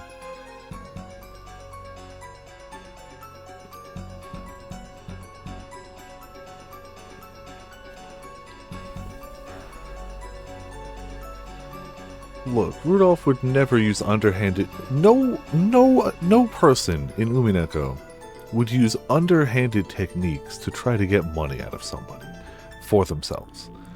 Ever. They're too moral and just and good and Yep. Pure-hearted, that's what I would say. つまり So the mere fact that she's launching a surprise attack shows that our foe can't win with a frontal assault. Makes sense. If a trump card can win no matter what, it's best to play it out in the open. If you play it in a roundabout way, it might end up weakening its impact. Skipping to the conclusion, we can probably expect to be faced with some huge surprise. Something related either directly or indirectly to the inheritance problem that's on everyone's minds. Our opponent probably plans to overawe us simply by the impact of this shock. However, no matter how great the impact might be, it cannot be absolute. In other words, we have enough leeway to take advantage of this. You've really got brains. Even understanding just as much is really reassuring. In other words, you're telling us not to get sucked into our opponent's pace. In the end, it's an extremely simple conclusion. No matter what our opponent brings up, we should deal with it calmly without rushing things. This is just the very first step in the art of negotiation. You really can't say you've predicted your opponent's thoughts with just this. Come on. Just like usual, that was pretty good. Now that we know we've got a little leeway to attack, it helps us relax a bit. I like that they say that he respects her takes on things and that she has a different way of thinking that could possibly help him out. But he's still the absolute first person to be like, shut up, woman, men are talking.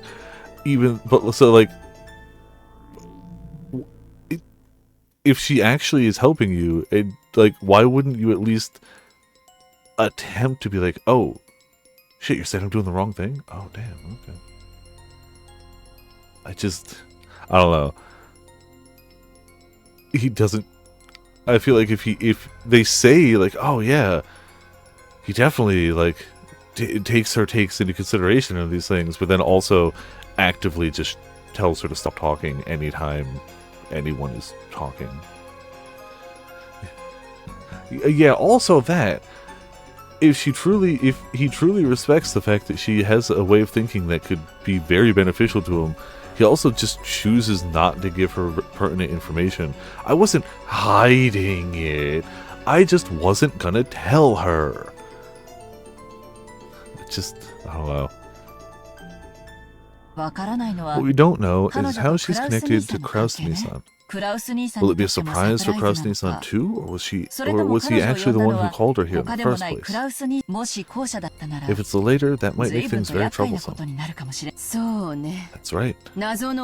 Secretly calling a mystery woman on the day of the family conference. It would be in terrible taste, but it does feel like something Nissan would do. Aniki, let's do this. As long as she can't clearly prove her identity, we won't accept her position in any way. That would be for the best. Already she's refused to introduce herself to Kirie-san. I like how they're so focused on that as like a, oh my god, we can't know who she, but in actuality she's just like, you should know.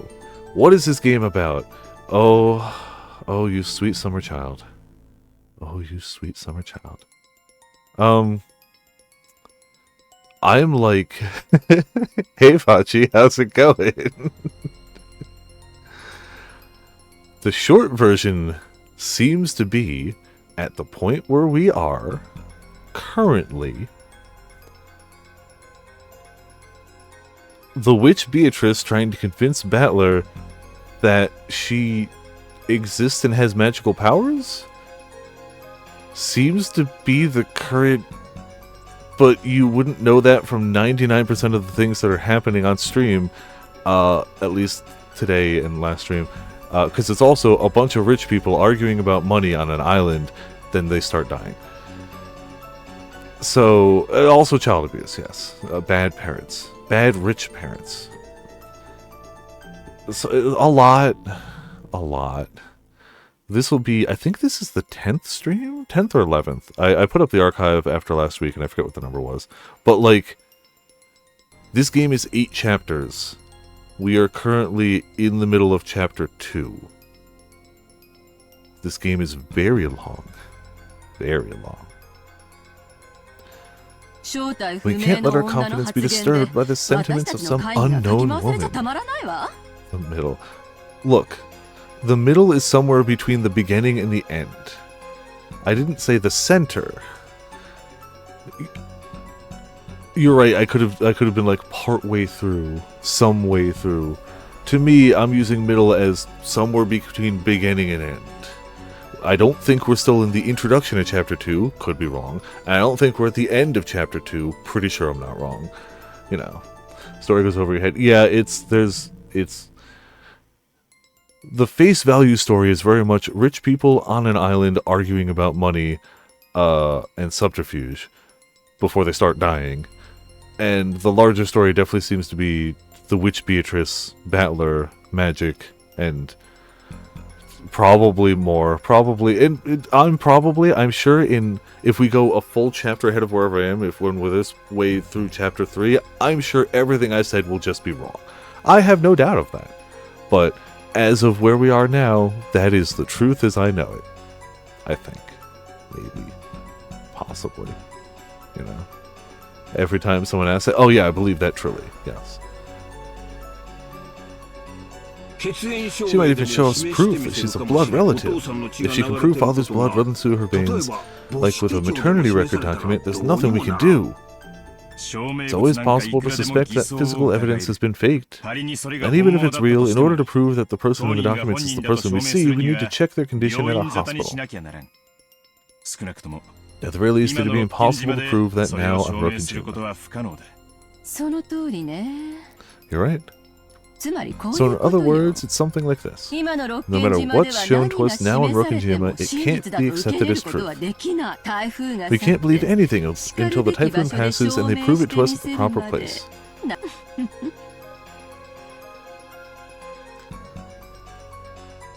Spotting all kinds of holes and stuff like this is Anaki's specialty. We'll be counting on you. Are you joking? You'll be helping too. We need the money. We'll need it quickly in a large sum. Our fates are all tied together in this. As if we just stand by and let some suddenly appearing mystery woman destroy the inheritance we're after. Rudolph and Ava always formed a united front as siblings at times like this. Sickened by the idea that their own inheritance might be snatched away by an outsider, Kyrie noticed how indomitably they looked, shook her head slightly, and gave a small sigh as she gazed out the window. Outside it was still raining heavily. It's going to be, for a while now, and everything was gray, having lost all vibrance. The lush garden that the sun had shone on earlier now felt like a lie. For some reason, the words Ava said a second ago kept repeating in Kyrie's head. There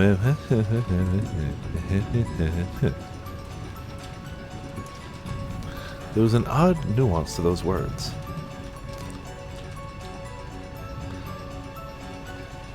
I can't help but feel like this track is what would happen if the composer for Phoenix Wright tried to write Tubular Bells. I feel like this is what the output would be. At that moment, the island was closed off by the typhoon and isolated. They had access to no public institutions and no hospital. So on this island, no matter what manner of proof related to the outside world was shown, it would always be possible to call it a lie. Yeah, we have it already. It's right here. It would be impossible to prove that something was the truth. To be fair, explicitly the bit of Tubular Bells that we all know, not the other... Tubular Bells is like a 20-minute long song. Just by the way, we all know the first handful of notes because that's what they used for The Exorcist, but the actual Tubular Bells is like 20 minutes long. It's ginormous. But I mean explicitly, you know, the little bit that we all know. That was it. Am I getting the expansion Monster Wilds? Nah, I was going to sleep for the next Monster. Of course I'm going to get it. It's going to be great. I'm super hyped. Yeah, no, absolutely we'll be playing it. And in the lead up to it, we'll also play a bit more because I still haven't platinumed the base game and I would like to do that. So, when it gets a bit closer to it, when we get that lead up, I'll also try to platinum the base game too. So, that said, if it ends up being just crowns, I might end up being able to get some of them in the expansion too, but you know. But yes, no, I'm very excited for it, and yeah, obviously. Platinum Microsoft Solitaire. Ooh. Well, I mean, from what I hear, they've already done a recent patch that has made the PC version a bit more stable. I'm talking about Monster Hunter, not Tokan. But also, I remember the last bigger patch they did added stability to it too.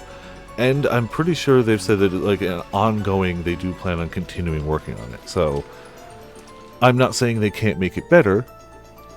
I'm not saying it's in its perfect state, but it does sound like they are actively... Yeah, no, I'm hoping it doesn't keep shutting down for Grim. So, yeah. Really happy. Yeah, no, immediately was like, don't care. Not only... Yeah. What's that? The basis of the story is going to be the single character from stories that most of us despise? Cool. And mind you, I still spent full price on the base game and had a great time with it. I would not have minded spending the money on the DLC if it was something that was going to be good for me, but I don't want that, and that's okay. I am only happier that they took that content and made it an optional side thing that you could choose to get or not. Because if that was part of the base game, I would have been sad. So, that would have detrimented my base game experience. And it didn't. So, awesome. But yeah, no, immediately lost all interest. Instantly. Instantly.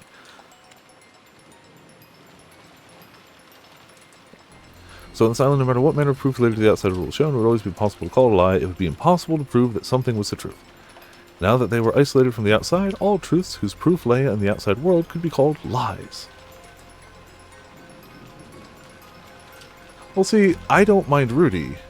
I don't want them to put Naviru in me. I think, haven't we gotten a Naviru outfit or something?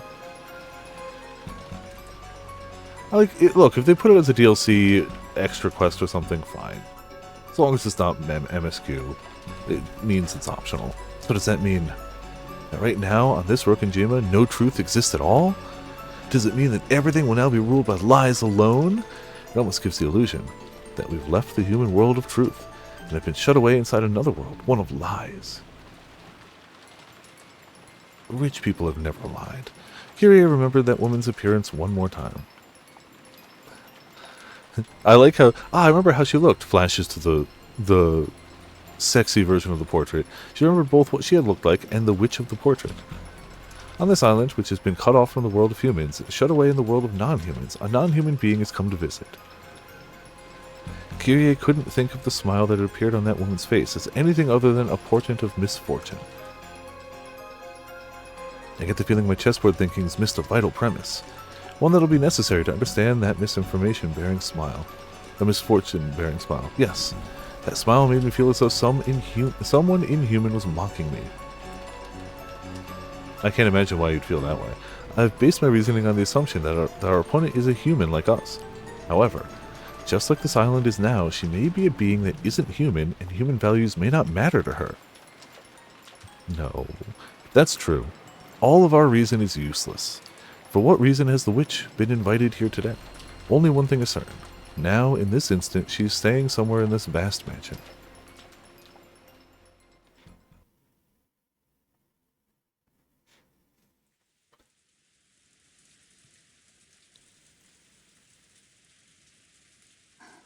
Maria? Maria. Just seeing these two as the start of a scene already makes me nervous. Around lunchtime today, we met her outside, right? A woman. Who was she? Ooh. I said it over and over. Beatrice. Maria, did you ever meet Beatrice before that? Ooh. I've met her every year. Every year? In this mansion on Rokenjima? Ooh. I don't know what ooh means. Is that true?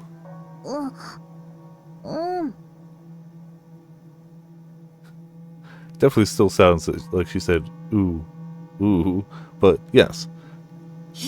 How long have you been meeting her? How many years ago did it start? Ooh, I don't know. You don't know? How good was your memory when you were like 9, lady? Shut up. What do you mean? Was it last year? 2 years ago? Longer than that. Ooh. Rosa was astonished. Only the Ushiromiya family mansion existed on this island, so there couldn't have been any humans other than themselves here. Instead of ooh, okay. Many oohs ago.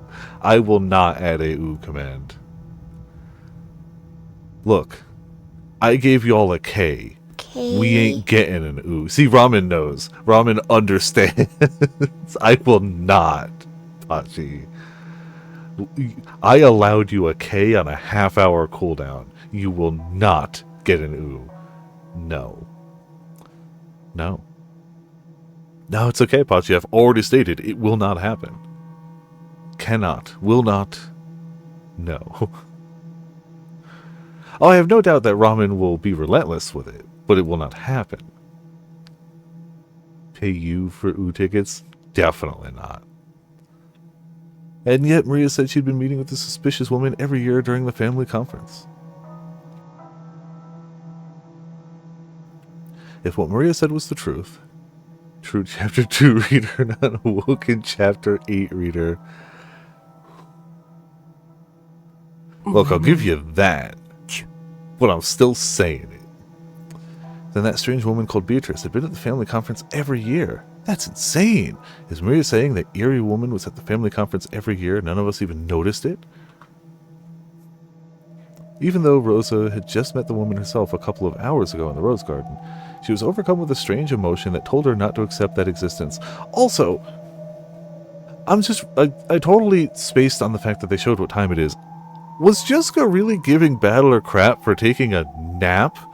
Oh wait, it's 1 p.m. For some reason I keep thinking it's later in the day. It's 1 p.m. It's not midnight. Never mind. Gotcha. Still think she was a little too harsh on him, but sorry. For some reason we're good. Look, when it's a dreary rainy day, it all feels like the same time of day. It's fine. She was overcome with a strange emotion that told her not to accept that existence. What in the world did I meet with earlier today in the Rose Garden as the typhoon grew near and the winds roared? Maria, you said you've met with her every year. What do you two do when you meet? Ooh. We sing songs and learn magic. And I learned how to draw magic circles. Really? That's incredible. Maria, you often draw scribbles. I mean, magic circles in your notebook, right? Did she teach you that too? Ooh. You know what? Beatrice drew examples to teach me. Come on, look. Maria joyfully fished around in her handbag. Then she drew out a single notebook and began opening to that page. Most of the pages were covered with drawings that were literally scribbles. All of them were occult-like things, and while it might sound rude to Maria, who was joyfully flipping through the pages, they were all creepy. Look, here! Beatrice drew it! Ooh!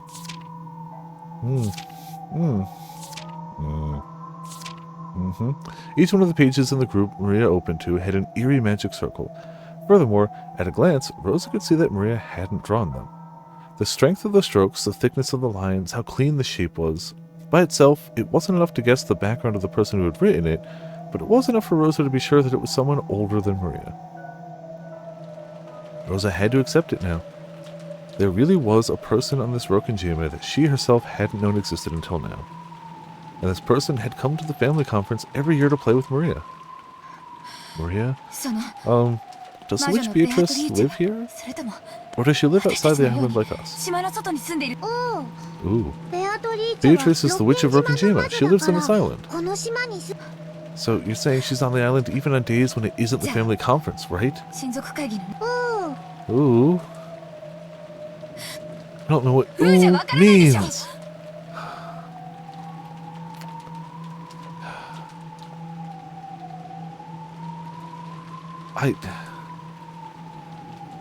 Look.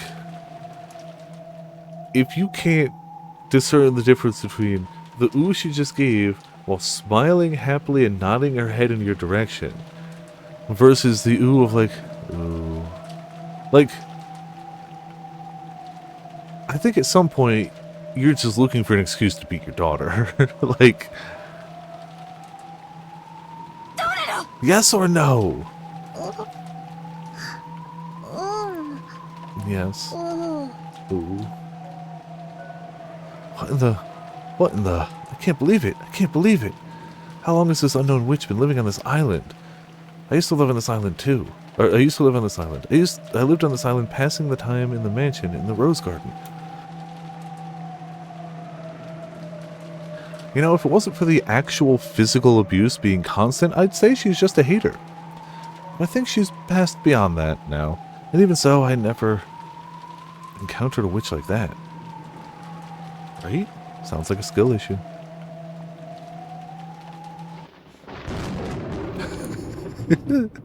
Just imagine that Megamind gif. No witches? Mama? Mama? What's wrong? Mama? My head hurts. I was probably getting a little mixed up with my memories from when I was a young girl. Man, it must be nice to have memories of yourself as a small child not getting beaten. You did an ooh encyclopedia. When I was young, I was terrified of the witch, unlike Maria. So for me, the name Beatrice was a synonym for terror. Surely my fear from those days has been revived by the appearance of a woman going by that name. She can't be a witch. She's obviously a human calling herself Beatrice, right? That's right. That witch entrusted me with an envelope. What in the world could that be? Rosa pulled that western envelope out of her pocket. It was one of the envelopes that bore the Ushiromiya family crest, which Kinzo used for his personal letters. And its red sealing wax had even been sealed by the head's ring, which Kinzo held. Which meant this envelope belonged to the Ushiromiya family head. In other words, it was from father. Why was a woman calling herself Beatrice holding it, and why did she give it to me? That's right. I'm sure she said it to read this aloud at dinner. What in the world could be written inside? A sense of uncertainty gripped Rosa, as if opening this envelope might let loose incredible misfortune. She opens it and the JoJo gun comes out of it. However, at the same time, a little curiosity sprouted up too, urging her to find out what was written inside before the other siblings could. Excuse me. Using common sense, one might guess that it contained a huge decision somehow related to father's inheritance. Actually, since she's received it from a woman who called herself Beatrice, there simply had to be some connection. Does it mean this person wants not just the 4, but a total of 5 people to be included in the inheritance? They can't stop being like, what if this affects our money? Oh my god. She's sitting here with her daughter like, I've met this mysterious woman every year for as long as my little mind can remember. And she's like, money. Not, wow, that's weird. I hope my daughter's okay. Wow, hope my daughter's safe. Hope we're all safe. Hope anything could, no. But what if money, what if it affects our bank account? Yeah, rich people. Yeah, I know.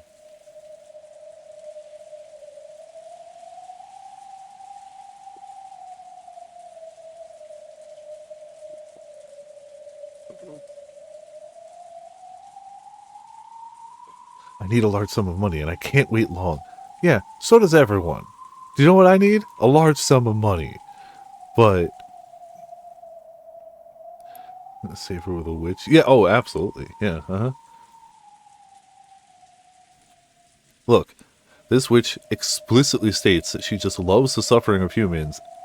I'm still pretty sure you're better with her. Because at least it's generally speaking emotional suffering. I mean, it's still people start dropping dead. It's generally emotional suffering. And at least the people who drop dead probably died quickly. I'd still say it might be the better option, you know? I feel like such a sinful daughter for discussing father's inheritance while he's still alive. But this is no time to spout off cheap ideals. And I've even colluded with Rudolph Nissan and Ava Nissan in order to get some money out of Kraus Nissan. Coming from that position, I can't help but see the appearance of the witch as a sign of approaching misfortune. It is, but not... It is a sign of approaching misfortune, but it is not a sign of approaching lesser fortunes. Bad things are going to happen. Money won't be something you should worry about right now. What could be written in here? Yeah, I'm sure it's something frightening. Shall I read it secretly myself first? The witch requested that it be read at the dinner table, with everyone gathered. But if that's what she wanted, why couldn't she just read it aloud herself at dinner?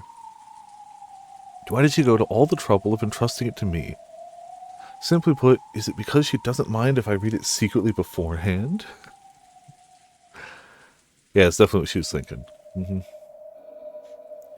be better to secretly read the contents first. I understand that it'd mean breaking my promise, but this is no longer the time for cheap ideals.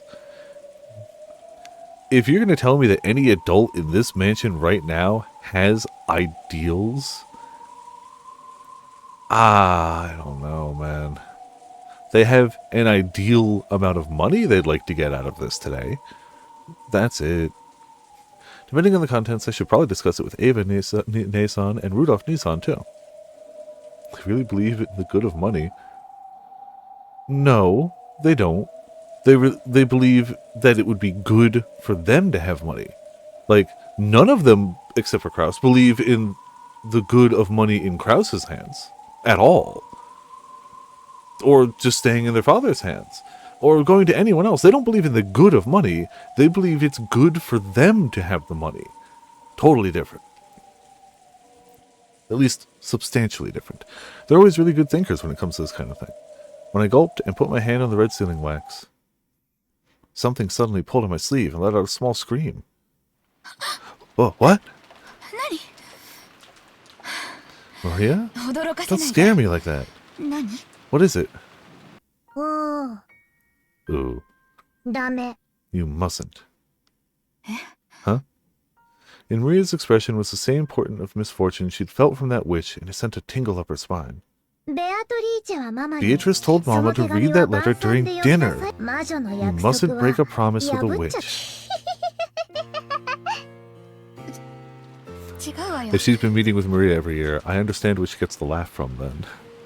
She hasn't mastered the cackle, but she's got the key. That's not it.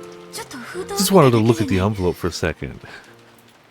I also like the concept of maybe every time she meets with Beatrice, Beatrice keeps oohing at her, but never does to anyone else.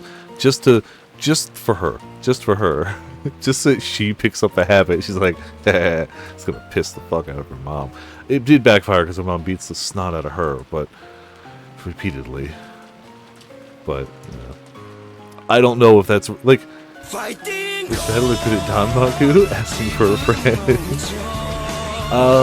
Is Battler good at diffusing explosive situations? No. But also, you got a two-tug. What did you get? Good at Danmaku? Ah! Asking for a friend. Sponge. Why was that a two? Congrats, Potts. Congrats. Also, hey, Potts, how's it going? Thank you for 109 months. What just happened is, Potts is currently on the optional boss of Chapter 5 of Deltarune. And is in the learning process of the fight we'll go with. It's not a fight you beat on your first try. And Potts is on the learning stage. So, yeah, Potts is progging the fight. There you go. Big pop-up of all the emotes. Never seen that. Really? No, that happens every time a subscription happens. Literally every time a subscription happens, it does the emote explosion. At least it has for a while now. And then plays one of the random gifts and messages. Yeah. And gives you a random fish. You know, we got a lot of... Look, we celebrate subscriptions around here. That's what we do. But yeah. I understand that if you literally just look away for the, 5 seconds after a subscription happens, locked into fishing every time? Possibly, but fishing is distracting. I get it. I understand. It's okay. Also, I have blow my nose. 1 second.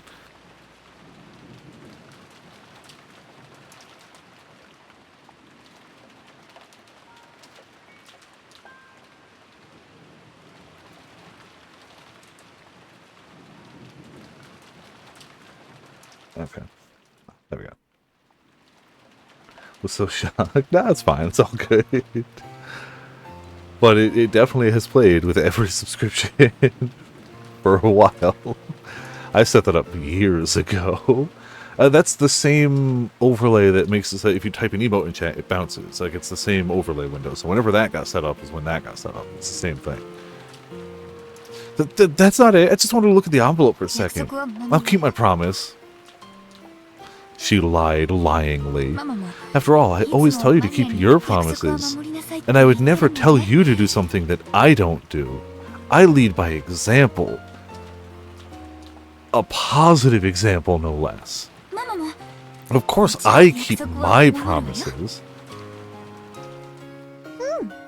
Yes. Mama's a good girl. No. That laugh. It isn't cute, so stop it. Ooh. Come to think of it, you received a letter too, Maria. What was written inside? I haven't opened it. Beatrice said I mustn't open it until the time to open it comes. So I'm taking good care of it. Ooh. I see. You listen well to what Beatrice says, don't you, Maria? Yeah, it's almost like somebody who's attempted to share her interests and appeal to her and be good to her gets treated with more respect and, you know, attention than somebody who tries to force her to change everything about herself through her fists. Crazy that. Ooh. I'm Beatrice's disciple, so listen well to what my teacher says. I see. Rosa realized something. Mixed in with Maria's gaze was the glint of someone that wasn't her. If Rosa broke the rules and opened the envelope here, Beatrice would definitely learn of it. Because Maria was the witch's disciple. Maria was in contact with that witch. I'll keep my promise. So tell Beatrice not to worry, okay? Ooh. I'll tell her. Hey, Maria. If I wanted to speak to Beatrice, how could I meet her? I don't know. Beatrice is very fickle, so she always appears suddenly. I don't know a way to get her to meet me. But you know, she's always watching me. So if I get in trouble, she'll definitely come and save me afterwards. I mean, she could be more prompt with that. Considering, like, even just if we consider the fact that maybe she can't leave this island, she still did kind of sit by and watch her get just really beaten before eventually showing up and be like, I guess I can fix your candy. She's definitely erased her form and is hiding close to me.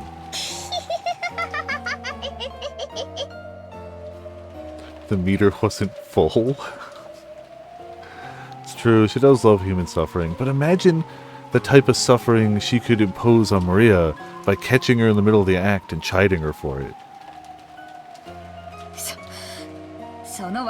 This is a woman who clearly cares so much about the appearance of her and her family that she's willing to beat the stuffing out of her child in public to keep her from doing what she views as slightly tarnishing the way they look. She didn't have ult, bro. She couldn't step in. Yeah. Don't I always tell you to stop laughing like that? Rosa reflexively hit Maria on the head. I'm going to assume that this is more of like a bonk than a... That put a stop to Maria's laughing, but it wasn't able to erase the color that had risen into those eyes. A color that seemed to bear a portent of misfortune. I'm going to actually, for once, give her... Do you know what? No, I shouldn't. No, she probably hit too hard. No, we're not going to give her the benefit of the doubt. The benefit of the doubt stopped 3 on-camera actual violent child abuses ago. No more benefit of the doubt. No, not even gonna. I lied. No, she definitely... Also, every other time she's reflexively hit Maria, it's been hard. Like, so no, I utterly retract that statement. No, never mind. No, she definitely... Rosa swore. She swore that, at least until they left this island, she would not leave Maria alone. Ugh. Oh, I can't think of anything worse for Maria than not having time away from her... Oh. She couldn't allow an unknown being to make direct contact with her daughter any longer, especially not if it could possibly impact our money.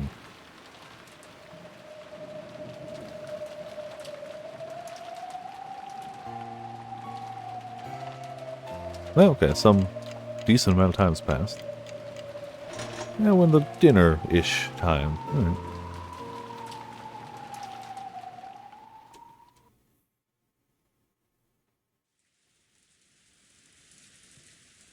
Sure do be raining. Maria still hasn't come back. I wonder if she's getting scolded by Aunt Rosa again.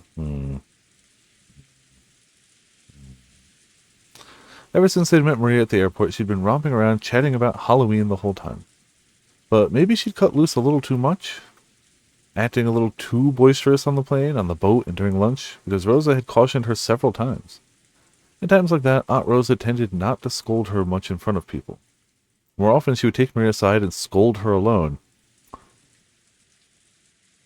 I guess that's one word for it. It's not the word I'd pick, but I guess technically. So since Maria had been called off somewhere, they figured she must be getting scolded. When they looked at the clock, they realized it was almost 6 o'clock. Of course, they couldn't imagine she'd been getting scolded all this time. At some point, Rosa's hand would start hurting and she'd have to take a break. Maybe it was time for some anime she watched every week to start. She probably hadn't left the mansion's parlor. So they were all together in the parlor. She left because the last we saw of Maria before, literally on camera just a minute ago, she was wrapped in a blanket watching TV. So I guess at some point she wandered off to the portrait with her mom, and now they've been gone long enough that Jessica's concerned. Okay. They clearly weren't in front of that portrait for that long, so maybe Battle or Summer woke up and they've been playing together. After all, Maria-chan thinks that Battler-kun is a new friend. She must have had a lot of fun when she played Halloween with Battler-kun at the airport. Battler looks like he was having a lot of fun himself. Maybe he's gotten big, but he hasn't changed a bit.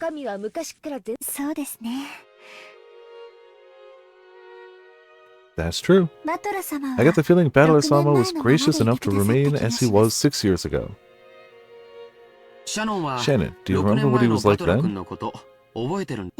Yes, because he was, well, very energetic. I also remember the four of us playing together 6 years ago. Shannon acted a lot like a big sister back then. That's right. I get the feeling she was even more dependable than she is now. She's only gotten less dependable as she's gotten older. But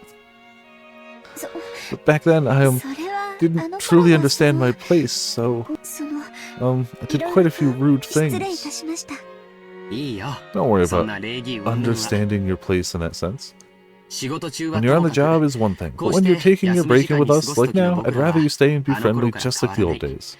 That's right. There's nothing wrong with acting differently depending on whether you're the servant, Shannon, or off-duty Seo. You say that, but you know to her, it's furniture all the way down. You aren't a slave, you're just working as a servant, right?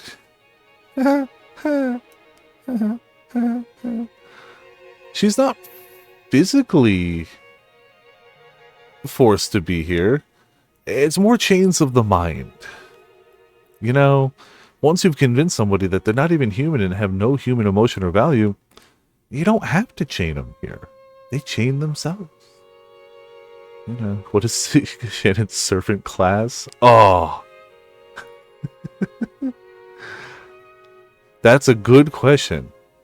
I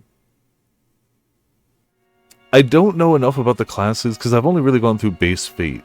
So like I don't really know enough about the classes to say for sure. But I think that's a fun question. Definitely not caster. I don't know, because like other than just being a stepping stool, we don't really know much about Shannon. Maybe by the end of the game, I'll be able to give a better, an answer. But currently, I don't think I could say anything because we don't know. We just don't know her very well. Is furniture, has been here a long time, loves George.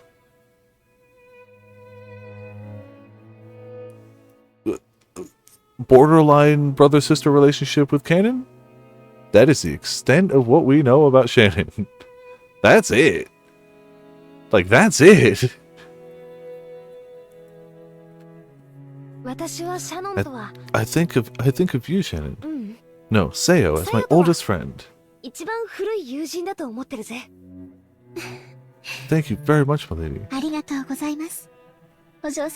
It seemed that Shannon understood the hidden meaning behind Jessica's words. After all, she'd heard a bit about Jessica and Kanan's history from both of them. Apparently, George had heard something of that history too. He walked towards the window and looked up at the darkening rainy sky. That's true. Look, do you know what? People like showing off tattoos, right? She has the family crest tattooed there, right? I don't know if it's a tattoo or if it's on clothing per se. Oh, also, yep. It's there though. Can't see crap though. Yep, okay. Kanan may still be childish in some ways, but I think he's starting to grow a bit in his way of thinking. Is he? I'm sure. I'm pretty sure he's furniture all the way down. Well, come on, quit it already. Well, I guess I let myself get swept away by the mood once or twice. You know, after watching you two, might have gotten a bit jealous, feeling like I was getting left behind. But forget about me. More importantly, how's it going between you two? Looks like it's going pretty good, huh? I wonder. Yes, it's going very well. Those are not the same reaction to an innocent question that should have a very similar reaction from both parties. Shannon was lost for words, her face red, while George answered brightly and immediately. That carefree attitude made it easy to see that their relationship was proceeding so perfectly to make anyone envious. Sure? Dang, I'm jealous. So, does that mean Shannon's gonna resign and have a party soon? I wonder.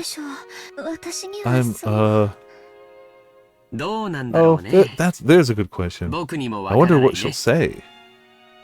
George laughed teasingly as though pressing Shannon for an answer. It was probably the way they usually flirted when they were alone. Jessica could only smile bitterly and say, yes, yes, thank you, that's enough. I have a dream.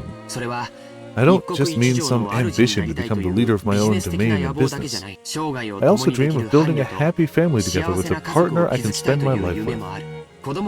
I want 2 kids at the very least. It'd be nice to be able to do some sports as a whole family, and many more things besides that. I often talk with Shannon about that kind of thing.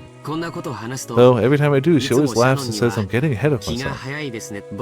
For some reason, even at the age I am now, I find myself thinking about what it'd be like to live peacefully in my old age, with healthy grown-up kids and grandchildren running around all over the place. If only I could spend the rest of my life at a slow pace surrounded by that, together with Shannon forever.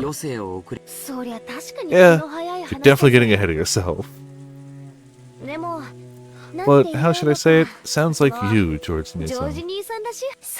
Being surrounded by a family like that would probably be so wonderful. The ideal family I've painted in my mind is something like that.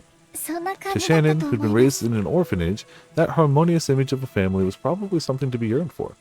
And George, who had made an absolute promise to grant that wish for her, may truly have been a fitting person for her to spend her life with.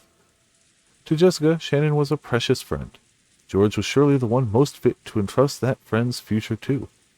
Well, I don't want to throw cold water on you guys, but Uncle Hideyoshi aside, what are you going to do about Aunt Ava? Won't it be pretty tough to win her over? There's no reason for anyone to worry about something like that. Really? Ava? Really? You really think she wouldn't be a problem? You really think she'd just be like, oh, that's nice. Really? Her? Miss... Everything from my wallet and every word dripping with venom? Really is just gonna be like, aw, aren't you too adorable? Okay. Sure. No No one but me gets any say in who I choose to be my partner. I do not believe that Ava agrees with that statement at all. Actually, you know what? I'm pretty sure Ava would say the exact same words. Pretty sure she would say exactly, no one but me gets any say in who George chooses to be his partner. I will bring Shannon happiness. Whose permission do I need for that? Oh, you sweet summer child. Whoa.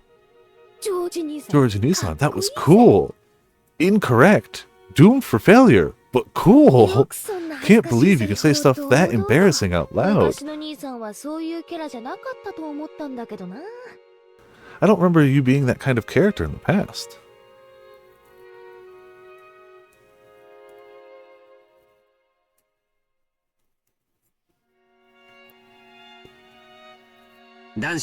As I say, if you don't see a boy for 3 days, you should watch him closely.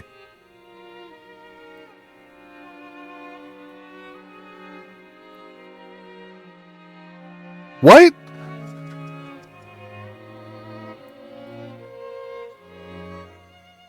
Because he's training in the mountains?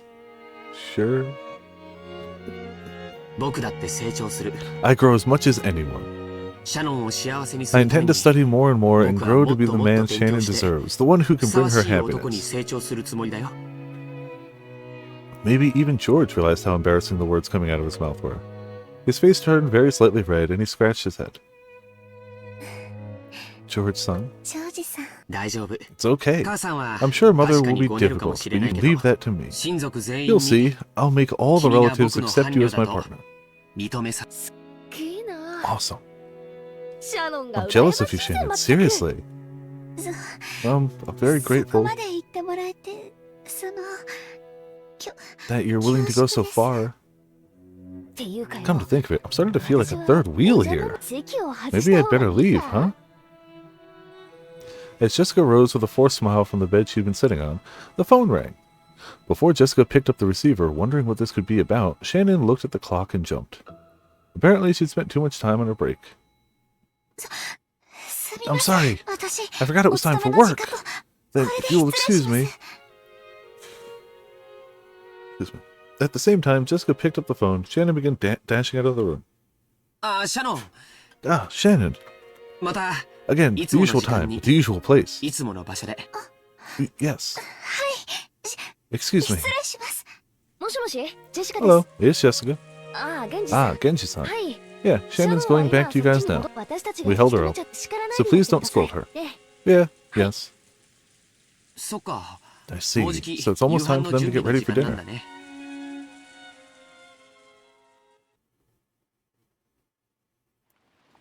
Many plates were lined up on the counter in the kitchen. Preparations for dinner were proceeding steadily. The number of plates lined up there was 19. That was one more than should have been set up for the annual family conference. Can't accept it. Why can't I deliver it directly? Yoda-san flared up at Genji, paying no heed to the pot that was spitting steam. The master enjoyed eating alone in his study, so his food needed to be served in that room. However, that was something that always happened. Of course, Goda-san would want to set the table for the master with his own hands, since he'd put his heart and soul into his cooking.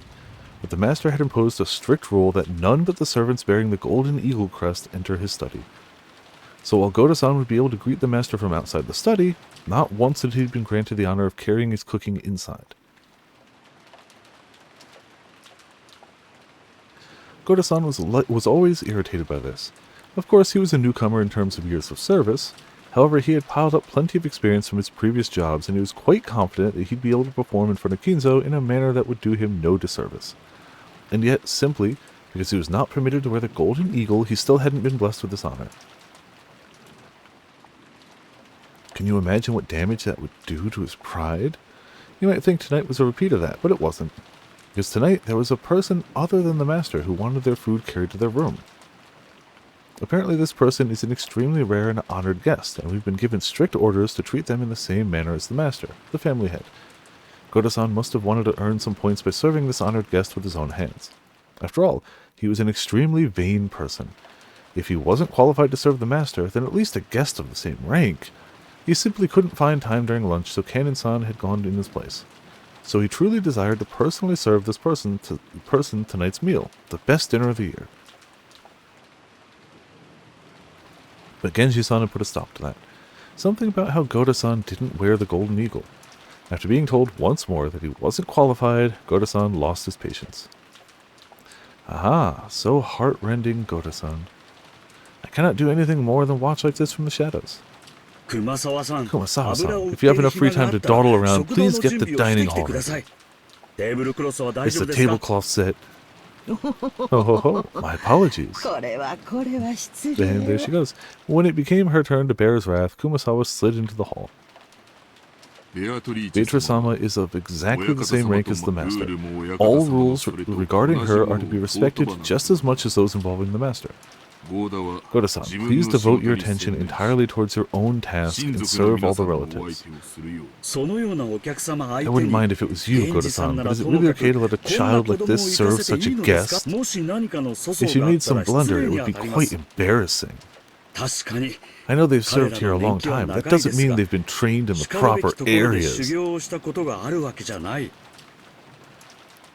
it just me, or is that him insulting Goda to his face? Because let's be honest, the person who trained them... Oh, not... like, Genji, not Goda. It really is just him slapping in the face, like, I can't be sure you trained them properly. Says the guy who's been here for a month versus people who've been here for years. I know he's probably been here a little longer than a month, but we know he hasn't been here long. I don't know if we know the exact time, and if we do, I don't know if it's important, but... Yeah, no, grown man beefing with child, because child's better than him. And instead of trying to better himself, he just tries to shove the child aside, you know. Yeah, I don't even think like furniture. If you'll allow me to speak freely, you haven't stopped yourself yet. They are completely lacking in the fundamentals that might qualify them to interact with such a guest. How do you, like... You're not qualified, so how do you know what the qualifications are? He's going to the lexicon. Oh, man. Goda spoke bluntly, even though Shannon was standing right there in the kitchen. Yeah, I don't think he cares at all. Shannon was the one whom Genji had ordered to carry dinner to Beatrice's room. By the ranking system among the servants permitted to wear the golden eagle, Shannon certainly was the second highest in rank. If the highest ranked, Genji, went to set the table in Kinzo's room, then it fell to Shannon to set the table in Beatrice's room. Goda's pride was always horribly injured by this ranking system. Get good, scrub? At times like this, he'd speak out bluntly and rudely against Shannon and Canon. Goda kept raising examples of each of Shannon's failures until now, making a ruckus about how she couldn't do this or was terrible at that. Shannon, who listened to this with her head hung in shame, heard Canon's voice from behind her. Canon had been leaning against the wall in the hallway near the kitchen entrance, a blind spot from the inside, and had been listening to all of this. He probably knew that if he entered the kitchen, sparks would start to fly his way. Yeah, he clearly does, but, you know, no. I've got to say it, the man's scum. But you could learn a lot about the fundamentals of entertaining guests from him. Goda-san has learned so much so he'd be a great reference. Ne-san, you sure are nice. More importantly, is the guest in the VIP room really Beatrice-sama, as they say? Yes. I met her when I was sent to serve her lunch. There can be no doubt it's her. Really? Was she doing well? Canon remembered that he and Shannon had different impressions of Beatrice. To Shannon, Beatrice was a cupid of love who had granted her magic to establish her relationship with George. Judging by the expression that rose to her face, it looked like she couldn't wait to inform Beatrice of how her relationship with George had progressed. However, Canon already knew. That witch came here with a terrifying goal in mind. The nebulous witch that only they'd been able to see in the past had now revived so fully that she could walk in openly through the front door. and even have dinner carried to her. Once, when she'd vanished from in front of Canon, the witch said something about how her own power was still weak. So if that witch was now appearing so openly, did it mean she'd finally regained her former power? And she said something else too. She definitely said that she'd sown the seeds of love while fully aware that they would fail. And she said even more. She definitely said that the day had finally come on which the door to the Golden Land would be opened. Shannon, she's planning to hold some bizarre ceremony with the Master, and you can bet it'll be something too horrible to imagine, and no one will be able to resist. Whatever are you talking about? She came here. She came here as the Master requested, so that the door to the Golden Land would open, so that everything would be returned to the Golden Land. She definitely said that to me. I could hear clearly because my lips were on her feet at the time. In the past, the two of them, as furniture, working for Kinzo, had been told what opening the door to the Golden Land meant, so Shannon understood everything without having to ask a single question. And because of that, she felt a deep despair. Something tore at Canon's heart as he looked at that expression twisted with grief. How could? Why? Why now? Didn't I tell you? We are furniture.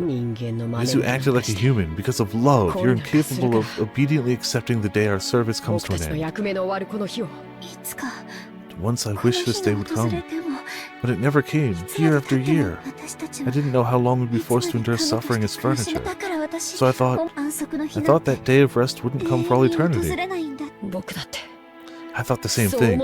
And in fact, I had a chance to prevent it if only I didn't kiss her feet. But the feet, they called to me so powerfully. I couldn't resist. But I believed that it would definitely come someday. So I never forgot that I'm furniture. But, Ne-san, you did forget. It's my fault, isn't it? I mean, A, it's Beatrice's fault. But B, it's Canon's fault.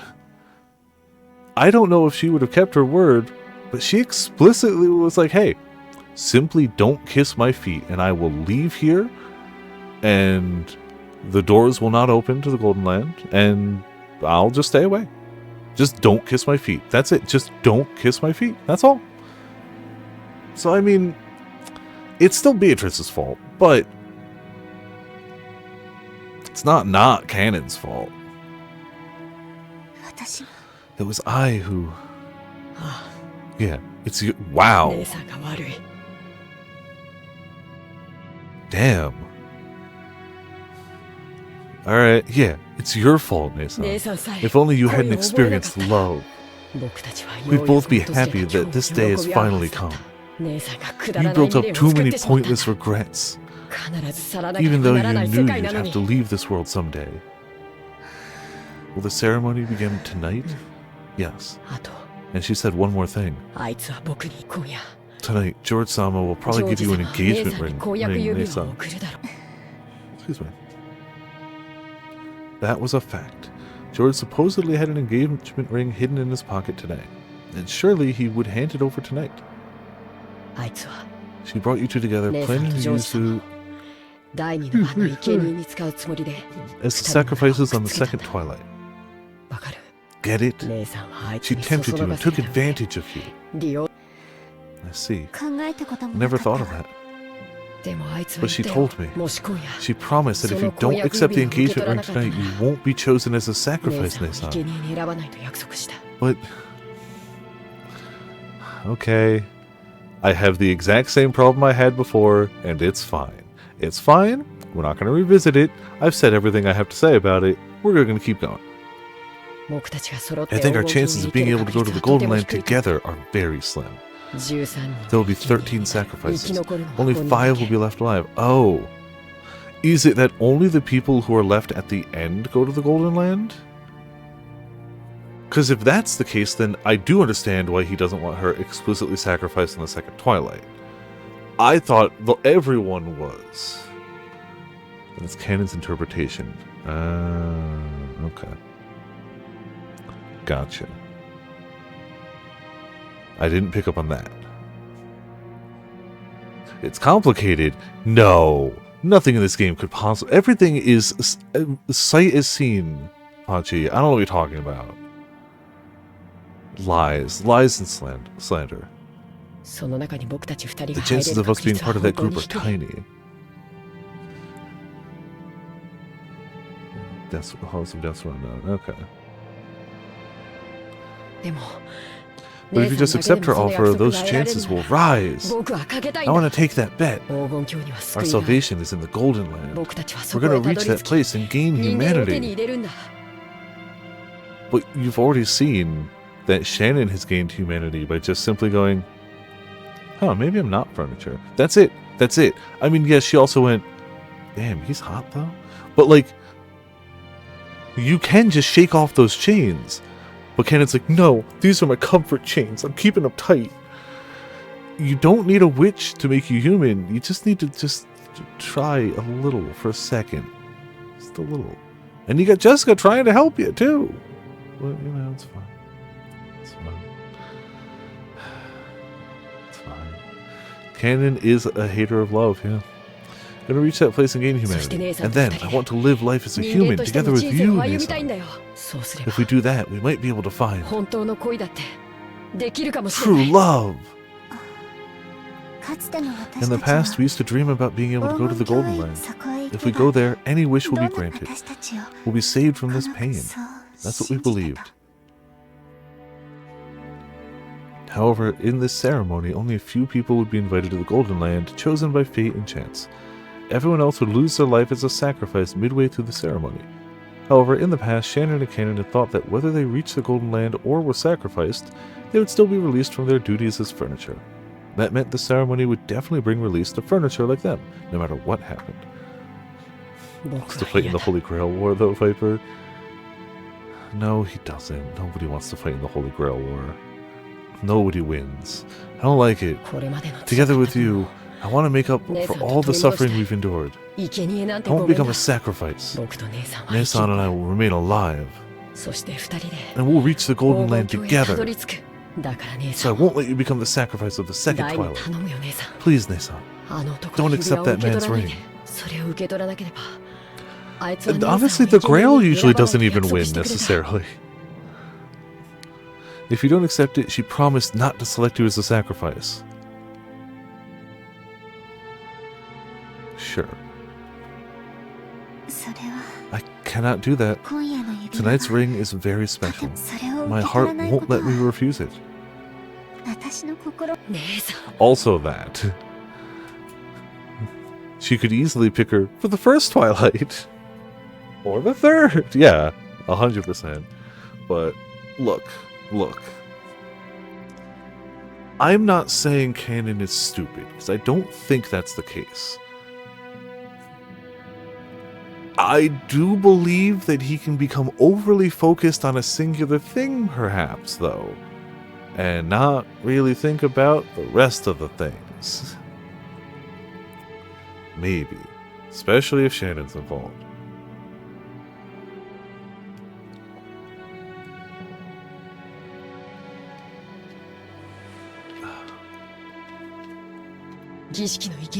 The sacrifices of the ceremony are decided on the witch's whims.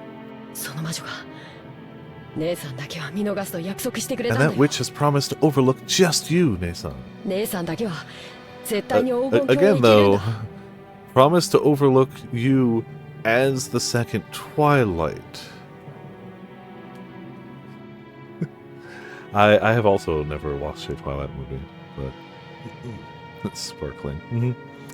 You alone will definitely be able to go to the Golden Land. Only me? See, if Beatrice wants to maximize negative emotions, let's say Beatrice wants to instill despair, to use a word, potentially. Her best play is to straight up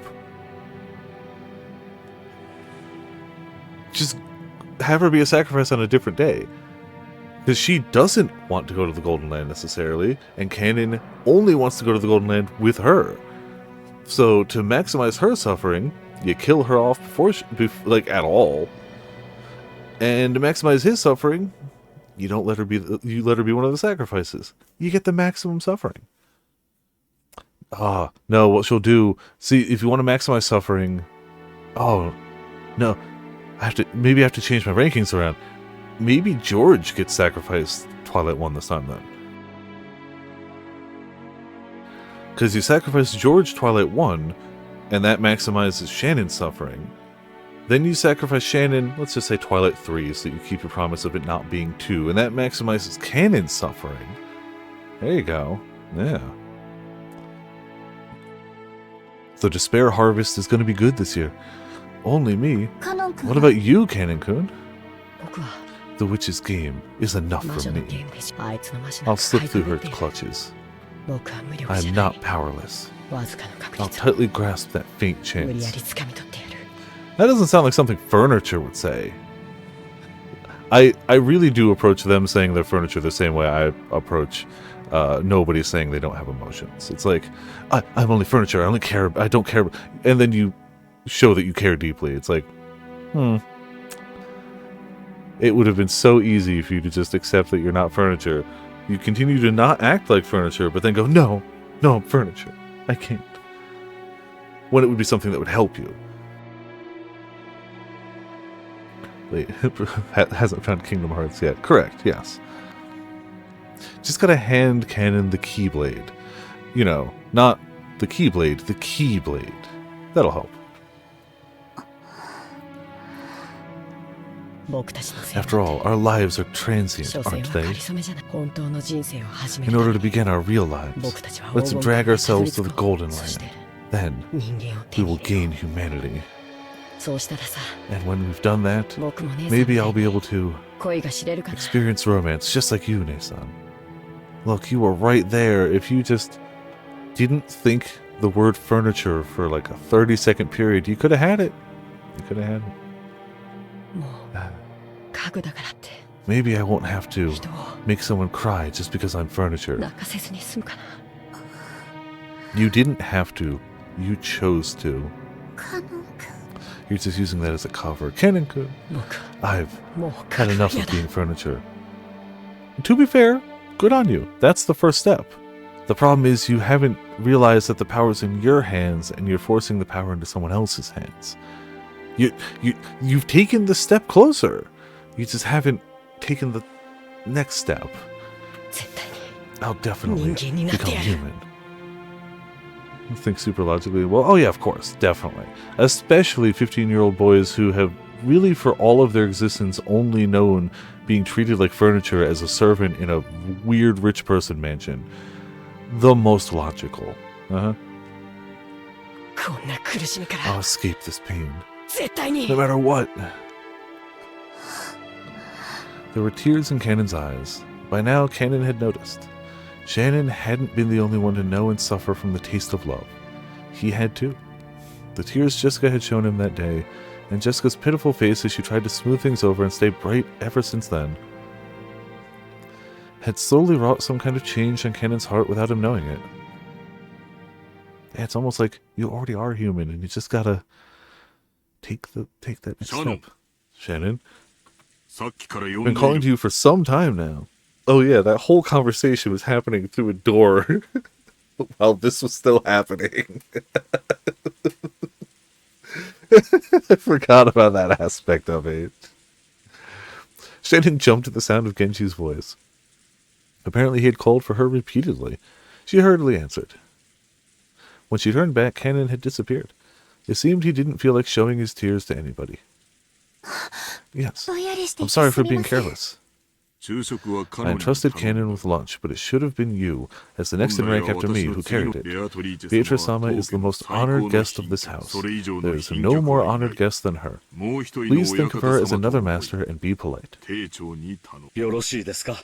Please take extra care that you make no blunders, understand? It is quite painful for me to entrust this to someone as inexperienced as yourself, but there's nothing we can do about the house's rules. Wow, fuck this guy. Carry out your duties with the utmost of care. Goda had officially agreed, but he glared at Shannon with an expression that told her he definitely wouldn't forgive any mistakes. I think the best way this could have had an outcome is they allowed him to actually carry it 90% of the way to her door, and then like as soon as the door opens, somebody like sticks out their leg and trips him right on the threshold, so he never actually enters her room, but still utterly embarrasses himself. But you know, that's the type of evil thinking that only he'd have. No one else would really do that.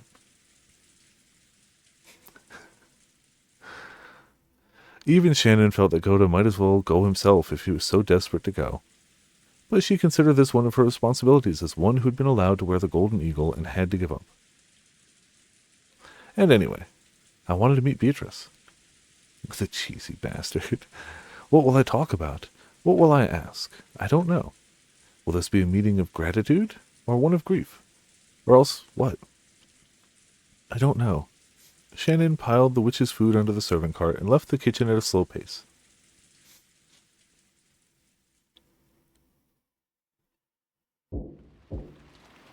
The person knocking was Kraus.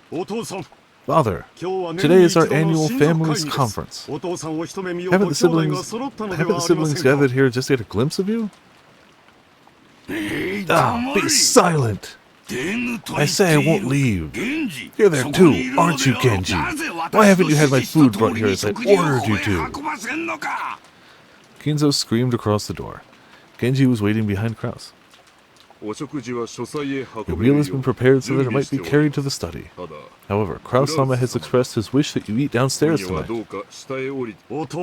Father, I'm not asking you to do this every day. Just for this one night, won't you gather together with your family? But haven't we already established that it's been years since he has passed through that doorway? You really think this year is going to be the time to be like, oh, okay. You really think he's going to get less stubborn in his age? Who are you calling family? Wow. Wow. Since when have you considered vultures circling in wait for roadkill to be family? I mean, look. He's not wrong at this exact time. I'm not saying they've always been like this or anything, but this specific time, he's right. They only want him to show so that they could be like, ha, look at how good of a child I am, money please.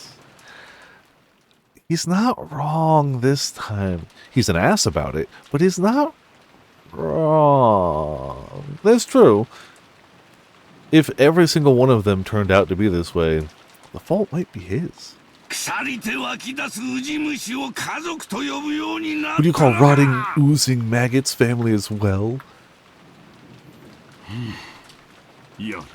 My. Kraus shrugged at this answer, which he had half expected. Only half? Genji, carry the meal here as you were told. Why don't you listen to what I say? Why? Why? Genji-san, I leave this in your capable hands. My voice will no longer reach that man. You think Genji's does? Furniture doesn't speak. So, you know.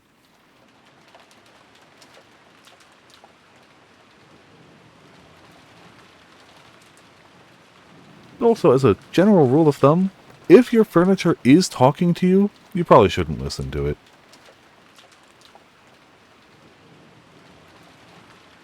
I mean, real furniture, not human furniture. Like, if your actual furniture starts talking to you, probably a rule of thumb to not listen. Kraus gave his head a small shake, then quickly turned his back on the door to the study. He had only come calling to save face in front of his siblings, knowing full well how useless this was. Can't talk with you now with Alexa. I mean, to be fair, you also shouldn't trust anything your Alexa says, but even if furniture looks like Shannon, you would ignore women's voices? Look, I said not counting human furniture. Not counting human furniture. If you have made furniture in the shape of Shannon, and then you start hearing that furniture talk to you, I stand my ground. You should not listen to it. In fact, I think it only goes doubly so in that circumstance. Really doubly so. After Genji watched Kraus disappear down the stairs, he called again across the room.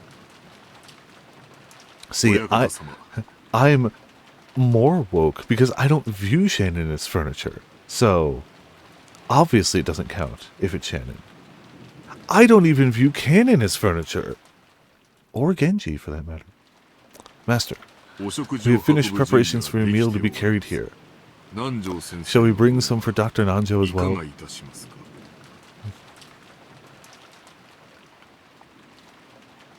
Yeah, it's always... Look, talking to inanimate statues and figures you've made is only good. Just like if you have, for example, an anime girl waifu figure sitting on your computer monitor and she starts to talk to you in a delusional way, you should definitely listen to her too. Like 100%. Definitely.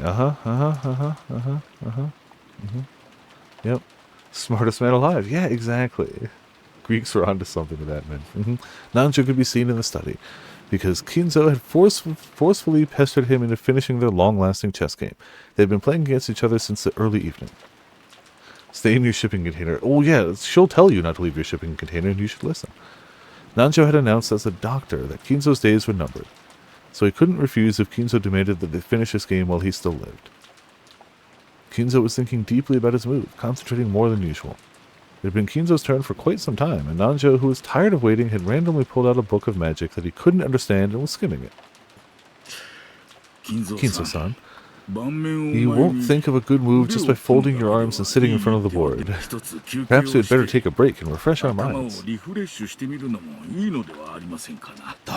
silent.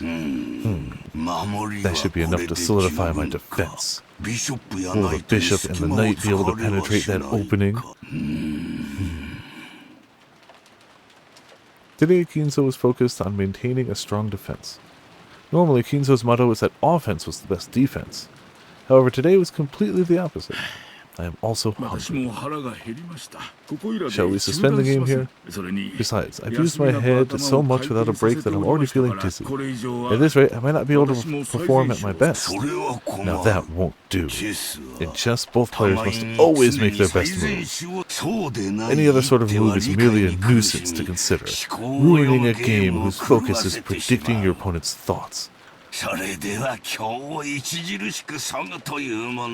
a thing considerably reduces our enjoyment. And by ours, I mean mine. Kinzo sighed deeply and finally shifted his gaze away from the board. Chess isn't chess without an opponent. If that opponent is tired and wants to suspend the game, there's no getting around it. True, the goal of chess is for both players to make the best possible moves and aim for victory. It's an intellectual game where reading your opponent is key. But Kinzo-san, have you forgotten that there's another goal besides victory? No, the only goal is victory. Nothing else. What other goal could there possibly be? Haha, to think that you of all people would forget something like that. Chess. It's a way to pass the time having fun with a friend. Does it look like Kinzo remembers the definition of the word fun? Even a little? Does it really? You've got me there. I believe I once said those exact words to you long ago. Yes, you got me there. It's very much like telling a League player that video games is supposed to be fun.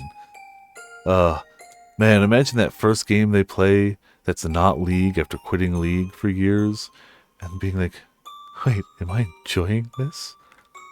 It's just, blacking out from shock. Kinzo, who almost always wore a frown, relaxed his face for once and laughed. Nanjo felt like he'd been reunited with a close friend he hadn't seen in ages.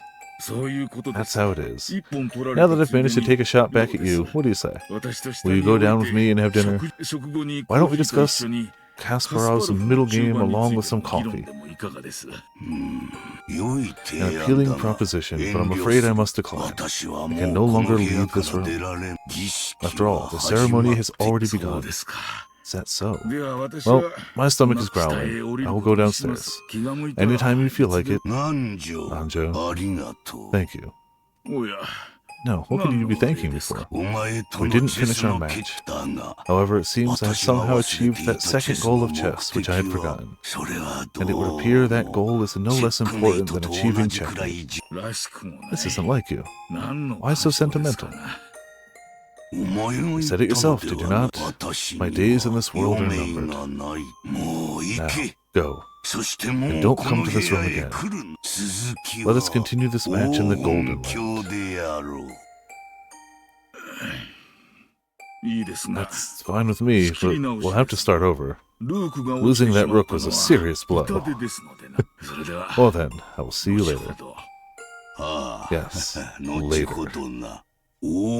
Maybe in the Golden Land, or in Purgatory, or possibly in the next world. Maybe in New Game Plus. Nanjo didn't say anything beyond that.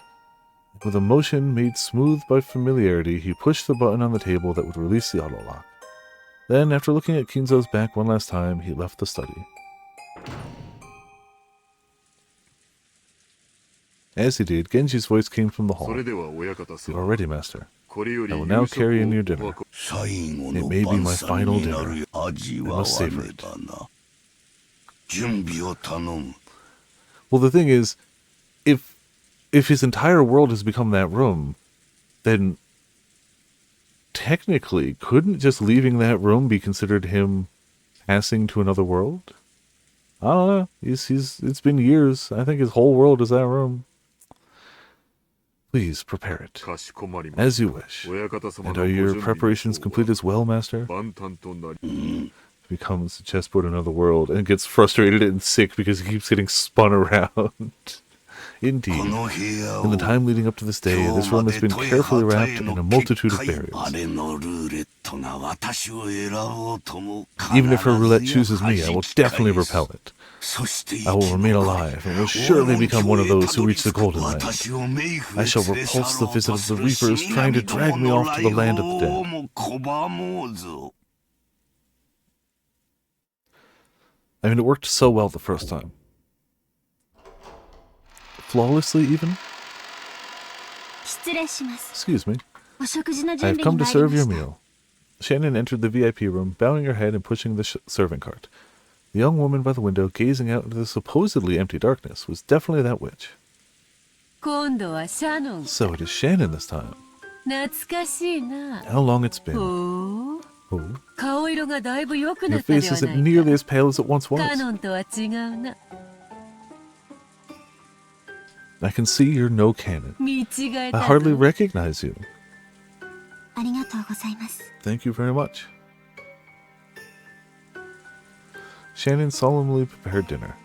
There were actually several things she wanted to ask the witch, but they were all jumbled up and she didn't know where to start. Her heart was also jumbled up and she didn't even understand her own emotions, so she could only do her job dispassionately with everything still vague. However, the witch saw what was in her heart. You can't hide anything from a witch.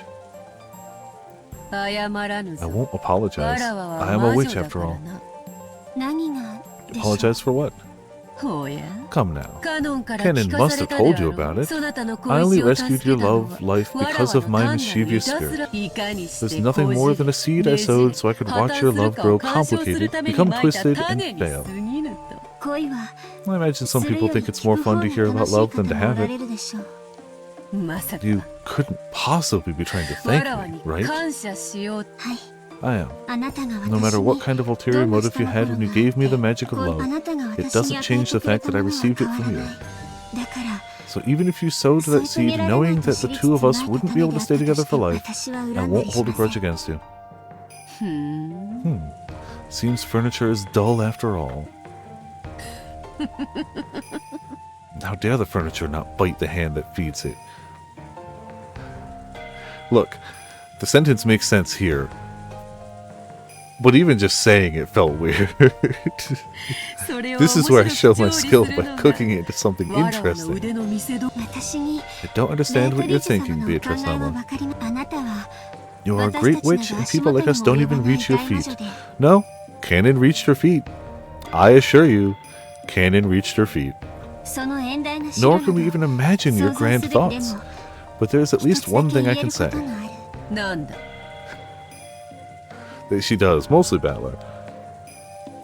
I imagine the whole time they were watching, when Cannon was kissing her shoes, she was just elbowing Battler like,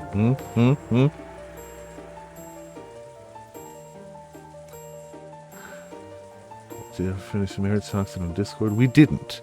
We got to about the halfway point, and then we didn't actually finish it on stream. So we probably should at some point. One of these days where it's like, no energy or something, we should do that. It is great. I love Marriage Talks, and I still think that was the second best show that season. Like, yeah, it doesn't top Witch Hat Atelier, which was 10 out of 10 fantastic. But the thing is, Marriage Toxin was like 9.5 out of 10, and the problem is, nobody's talking about it at all. And now it's a new season, so nobody will. But like, it was that show that like was so good, but nobody would recommend it because everyone was Witch Hat Atelier. Which again, you should definitely, if you're only going to watch one show, you should watch Witch Hat Atelier. But if you're going to watch two, it should be Marriage Toxin, or at least watch the first episode. If you really don't vibe with it after the first episode, you probably won't vibe with the rest of it. But it kept. I really think it's a great show. So. What is it? Thank you for teaching me to be human. You said it yourself. I am no longer furniture. Be silent, furniture. If you were a true human, hearing the announcement of your death on the day that you were to receive an engagement ring should have you dancing around mad with grief. But what are you doing? It's also a new face, I think. Your face looks so enlightened, as though you've accepted everything. Truly an anticlimax. Furniture. No, I am not furniture. Be silent, furniture. I won't be silent, because I am not furniture. Are you saying you won't obey my orders? Furniture obeys orders, but a human decides for herself whether to obey orders or not. So I won't obey your orders.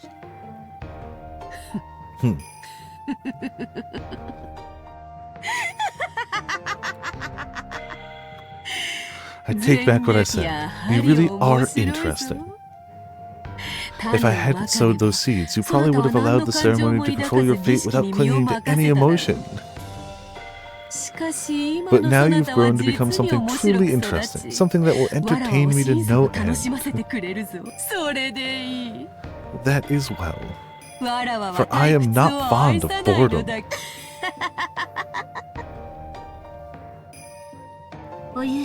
Dinner is ready. Here you go. Doesn't this look delicious? If Goda makes it to the Golden Land, perhaps I shall commission him as my chief cook. I heard from Cannon-kun something about how if I rejected George-san's proposal, you promised not to make me a sacrifice. Indeed, I said as much. You would make an ideal potential sacrifice for the second Twilight. But because Cannon cried and screamed asking that I spare you, I graciously listened to his words. With the condition that you abandon your engagement, of course. See how gracious I am? What a foolish offer. What a foolish threat. So, you used that to thoroughly bully Cannon-kun, did you? Oh, so you comprehend. Apparently Shannon had seen through it. She had apparently guessed at how the witch had bullied and humiliated Cannon with that horrible promise as bait. I made him crawl on the carpet and kiss my shoes. And that's not all. Do you want to hear the other ways in which I humiliated him? Shannon silently shook her head. I finally come to understand you. You like to bully, confuse, and trouble people, and you do it to entertain yourself. So now I know for sure the one single way I can resist you. And what might that be? She just cocks a shotgun. Pulls it out from between the boobs, obviously. It's the only possible hiding place because she's always showing what's under the skirt, so it could only be the boobs. I don't care about you. I'll carry out the fate that has been given to me, that's all. I won't entertain you. I don't care about you? The witch's features twisted in hatred for just an instant. It disappeared immediately. but the expression that briefly rose to her face was rare for the witch, whose malicious smile usually never faded for a second. I see, so you might resist me in that way. How amusing. How truly entertaining. I'll kill you. You and your lover both. If that's the fate you've decided upon, do as you will. I won't be afraid, and I won't stand against you. After all, I don't believe the cruel fate that's coming is something controlled by your will. We humans know nothing about fates that might come to pass in the future. That's why I'll live to the fullest until the last instant, following my convictions and the fate set before me. Fate is just a roll of the dice. There's no malice in it. Even if you claim there is, I won't believe it.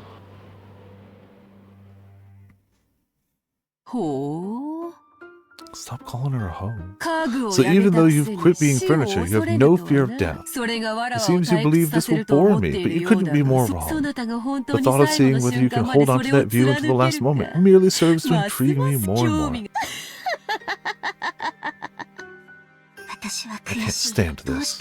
Why did you take the form of a human, appear in front of us, speak with human words, and ridicule us? If you hadn't appeared in front of us, you hadn't predicted the future, we would have been able to live life to the fullest until the last moment. That's what witches do. I live off your fates. Reigning as a high-order being does over lower-order beings. Your fates are nothing more than fragments. If I cut my hands together, I could scoop out as many of those as I want. Just like how no matter what the beef cows I raise might babble, doesn't change the fact that I'll be having them for dinner. We are powerless, so we cannot fight against her ceremony or fate. But I can make you unhappy right now. Ho? And how were you planning to accomplish this? By walking away from this place right now. No matter how I respond to your words, it will only amuse you. Refusing to respond to your questions is my only method of resisting you. I see. You might be able to take a shot at me, but you cannot defeat me, yes? I have the power to kill anyone for eternity. I cannot wait to see whether you can keep up that resistance in an endless repeating cycle of death and rebirth. Don't you forget it, okay? You spoke those words yourself. Clearly there will be no lasting consequences. Well then, if you'll excuse me, if you need anything, please call me. Shannon gave a reserved bow and faced away. With that gesture, maybe she really did take a shot back at the witch, just as Beatrice had said. Because when the witch called out again, she sounded a little more quick-tempered than she had before. Cannon thanked me. Can't you? Can't you thank me for bringing you your day of rest? Furniture may be happy when the day of rest comes, but I am a human, so I have nothing to thank you for. Is that all you have to say? You plan to accept George's ring, yes? Don't forget that if you do, I will abandon the promise I made with Cannon, the promise that you would not be selected as a sacrifice. If you need anything else, I'll have someone else come, if you'll excuse me. A flat-out interruption. Shannon still hadn't answered her, and the sound of the door closing came instead of an answer. Shannon's resistance probably struck far more deeply into the witch than Shannon herself thought, because an expression of hatred once again rose to Beatrice's face. She had made Cannon submit even though he hadn't been ensnared until the end, whereas Shannon, who had been so easily ensnared before, refused to submit this time. I see. So the state of affairs is amusing after all. See, the thing is, she got so used to bullying furniture that when she tried to bully a person, they just went, I don't want to be bullied by you. And there's nothing she could do about that at all. So, yeah, you know. And perhaps I really am still young. This is why I haven't tired of life after 1,000 years. Beatrice continues to find ways to be wrong after 1,000 years. Crazy.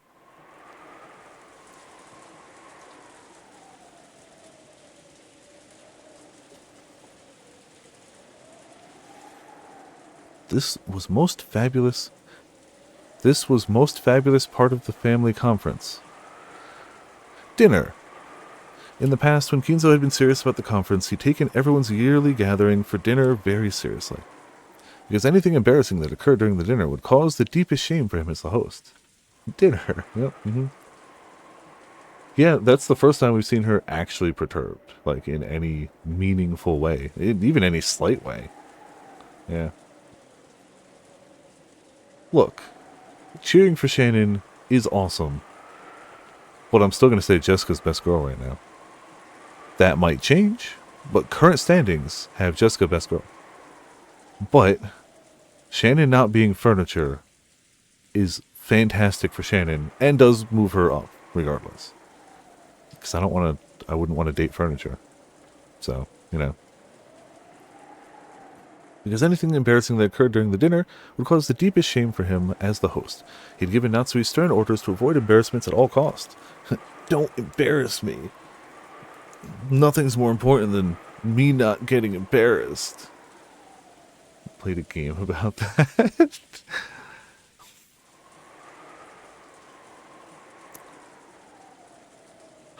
I got nothing.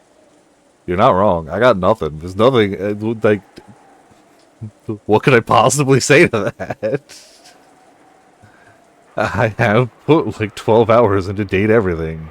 You're right. Because of that, she and Krause eventually hired Goto, who had confidence in his cooking abilities. Thanks to that, they became able to serve wonderful dinners that they could be confident in. But by that time, Kinzo had closed himself up in his study and never appeared for dinner.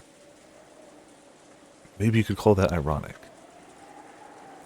When the main dish for tonight, calf steak, was set out, Goto began to describe it proudly, further stimulating everyone's appetites. I only date humans till Ben Star's voice your door. Look, I'm not going to be like Ben Star is bad, Ben Star makes a bad door. I'm saying that even though I have not encountered, I've only encountered maybe a third to half of the furniture characters from Date Everything, but I can say without a doubt that the bed is best girl. You can't tempt me with Ben Star because the bed is best girl. So, best girl? Damn it. Yes, correct. The sauce here is Bordelaise. Of course, the red wine base I used was excellent, even among those made in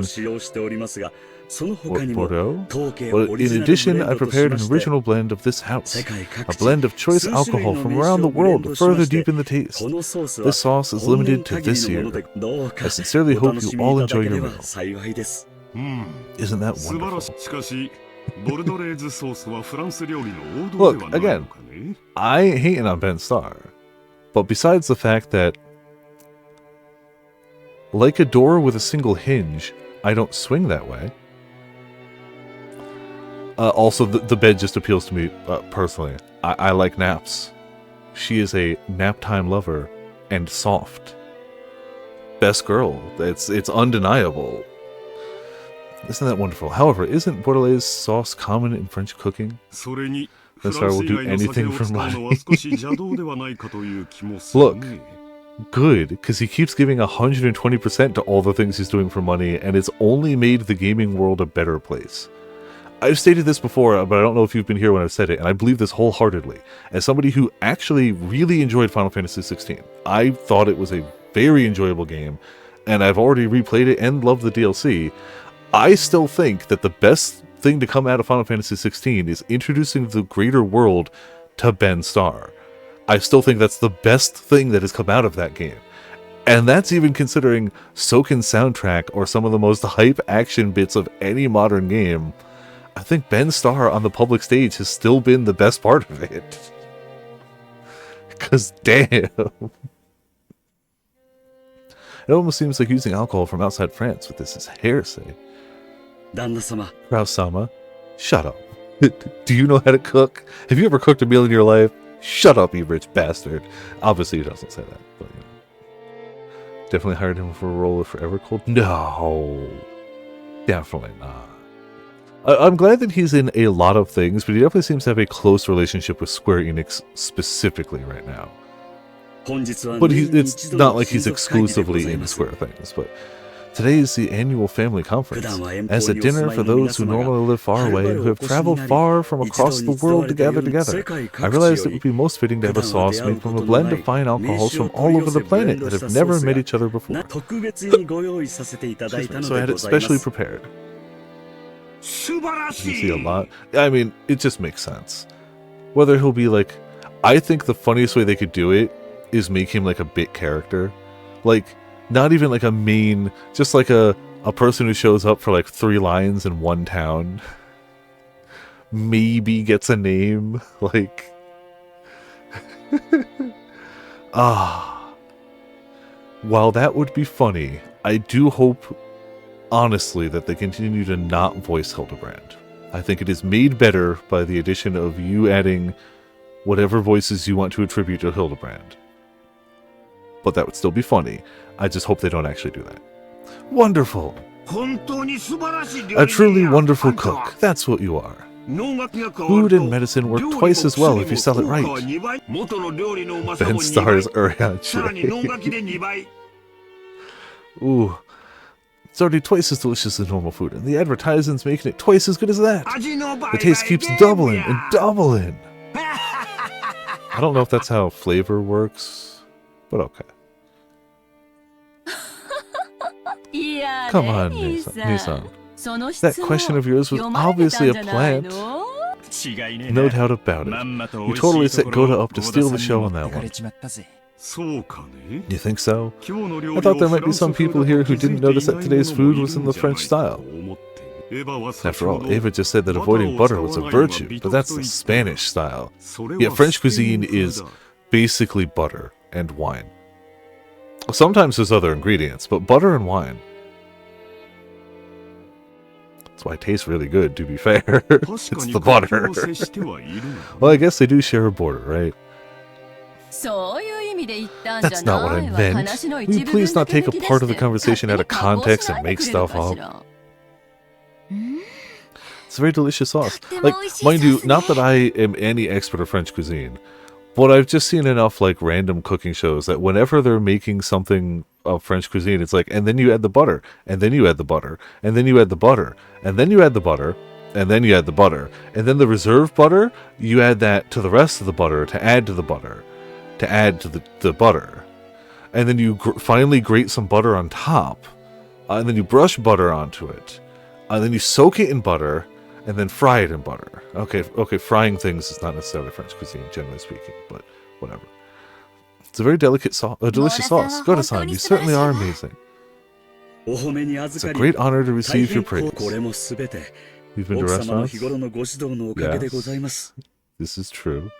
Correct. That's why restaurant food tastes better than the food you cook at home, because they make it less healthy for you, and they add way more butter and other things to make it delicious. Correct. 100%. Yes.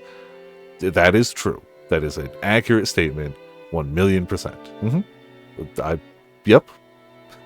It's a great honor to receive your praise, and this is all thanks to Madame's habitual guidance. No, it was all Goda's idea. I only listened to the recipe and approved of it. MSG?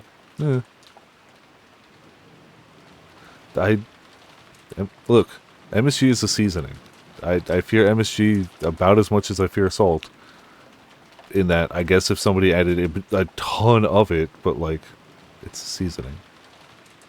There's no harm in MSG. I don't know why people really lose their mind over it. It's a seasoning.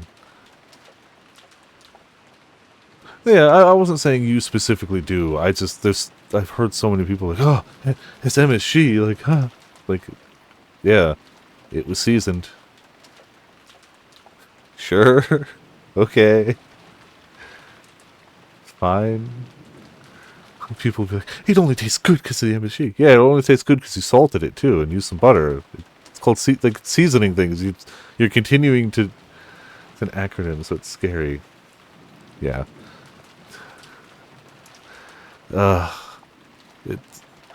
You shouldn't go to that Chinese restaurant. They use MSG in their food. So? Like, okay. What of it? Like, I don't know. It's just a thing I've heard a lot and I don't get. Doritos just fine. Look, Do you think anybody in history has ever tried to be xenophobic about Doritos? Look, it's never about the MSG. It's about the fear, okay? Looks like the siblings quickly got into a loud argument about the sauce.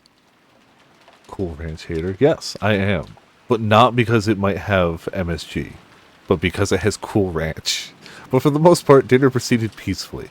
And to be fair, I also am not saying I think the Cool Ranch would do harm to me. I'm just saying I don't like it. Yeah. One of these days, I'm just going to go buy a thing of American cheese and eat a slice of it raw, right in on camera. Just super up close and awkward. Just to do it. And then when everyone's like, Viper, stop! I'm going to unwrap a second slice. It won't even be good Land O'Lakes cheese either. Nah, I'm going to get Kraft Singles. It won't even be the good stuff. I can't make that promise. I'd much rather eat Land O'Lakes than Kraft Singles. By a lot. However, a certain question they desperately wanted to ask burned inside each one of them. It was about that visitor, the 19th person. Can enjoy. Yeah, absolutely. That used to be my super late night, super fast snack. Is you take a slice of ham, you put a slice of cheese on it, you microwave it for like 4 seconds, just enough for the cheese to get a little hot and melty, and you just roll it up. It's delicious. But I've also done it without heating it up. Has nobody here had a Lunchables? Like, ever? The just basic-ass cracker, ham, American cheese? Like, has nobody ever... Because, like, that's definitively not melted. And is something that... That's why I have my stats. Look, I'm not going to defend Lunchables as high cuisine or anything. But, like, it was still tasty for what it was.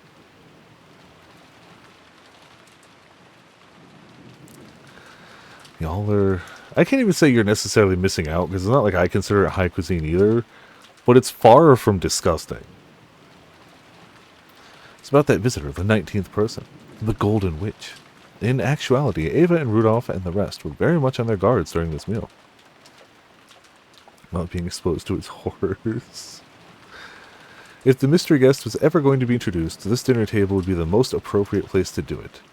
However, no place was set at the dinner table for the witch.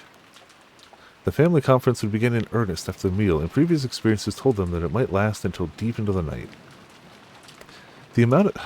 School lunches will do that. That's fair. I don't know. I don't have any PTSD flashbacks to school lunches. Like, I can't say that they were generally great, but I don't think anything traumatized me. I remember the pizza being mediocre, and everything being mediocre, but I don't think any of it was ever like, for me. But, yeah. Honestly, I think the food for me was worse in high school than it was ever in, like, elementary, middle school. I feel like the high school food was always just, like, the only thing people would ever get from high school was, like, the fries and the milkshakes. Because nothing else was good, edible. The family conference would begin in earnest after the meal, and previous experiences told them that it might last until deep into the night. Some milk cartons half frozen, so like drinking pulpy OJ. See, that's not great. But I'd still take half frozen chocolate milk. It's still chocolate milk. I would rather have it refrigerated than half frozen any day of the week. But you're not going to convince me to be like, ugh, chocolate milk. Oh, I dropped it. Damn it. However, they couldn't imagine why such a person should be kept hidden until that late, if they were going to be introduced in the end anyway. Definitely still not playing around with the tab. So Ava and Rudolph and the rest were starting to feel a certain suspicion. Perhaps this guest was unknown even to Kraus. If this wasn't an assassin called by Kraus to give him an advantage in the inheritance problem, then maybe they should speak frankly to Kraus beforehand, creating a common front to resist anything disadvantageous to the 4 siblings. Well, I mean, when I have to press the enter key, once every like 20 seconds, you know, fidget tab, true.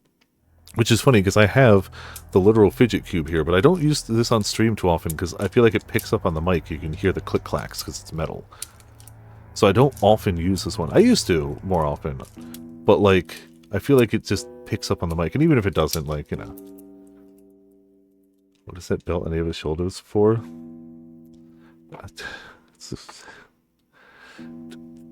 I don't know. If she was Kinzo's assassin, whose purpose was to keep the inheritance from being handed over to the 4 siblings, the enmity between Kraus and the other siblings could only become a weak point that benefited the enemy.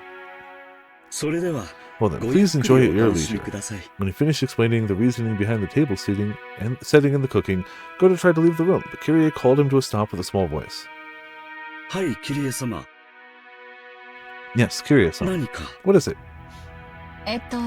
Please excuse me. I was under the impression that we had company today, but can we expect to be joined at the dinner table? She had planned on saying it nonchalantly, but unfortunately it reached the ears of Natsui, who was sitting in the next seat over. It seemed that Natsui had heard it as, even though the guests are here, why hasn't the host come to dinner? In other words, that Kyrie had asked whether Kinzo was going to join them for dinner. Yeah, no. The family head is not at his best, so he said he would take dinner in his study. I believe my husband explained that in the beginning. I'm sorry, that's not what I meant. Natsui's reaction instantly told Kyrie that this unknown visitor was also unknown to Kraus and his wife, which meant, on the chessboard inside Kyrie's mind, she could hear the clattering of the pieces as they rearranged themselves. What do you mean we have company?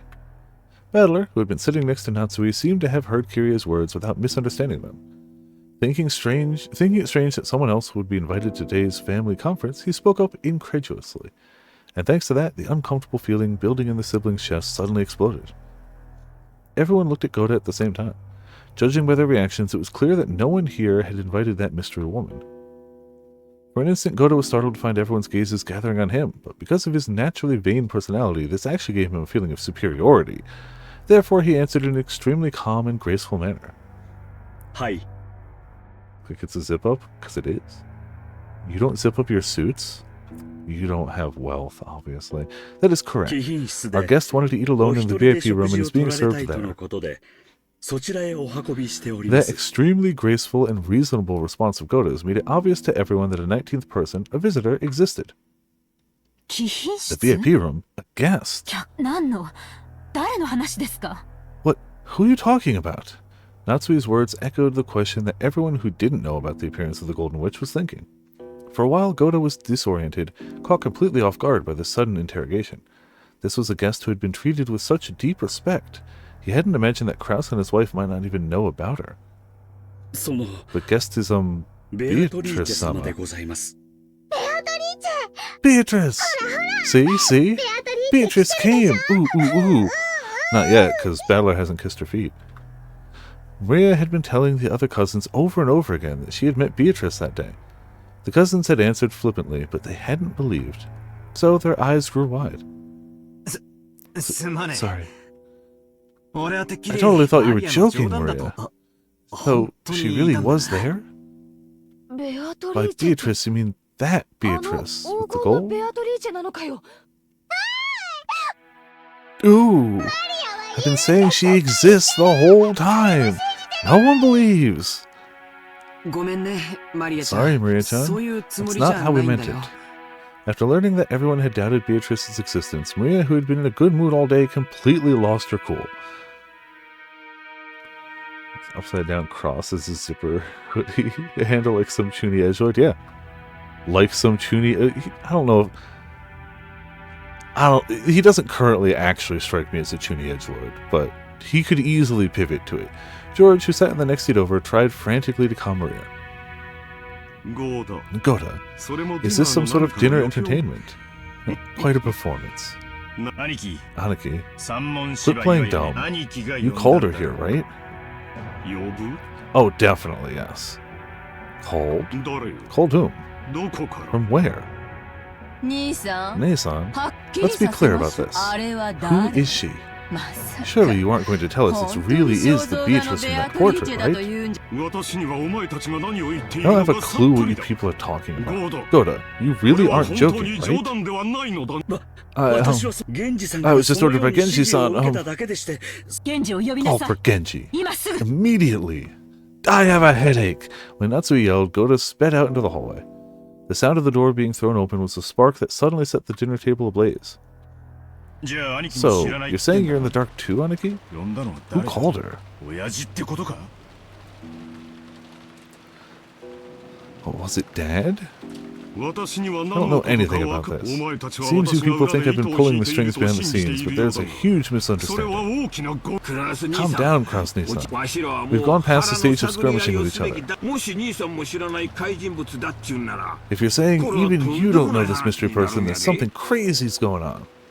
Hideyoshi-san, can't you be a little more discreet with your words? My husband would not invite unnecessary people to the family conference. Obviously. What are you people talking about? They're saying the witch of the portrait is broken out of her frame and appeared. It's not as though anyone's actually met this witch face to face. I met her. Ava and Rudolph nodded at Rosa's proclamation. Ooh, I met her too.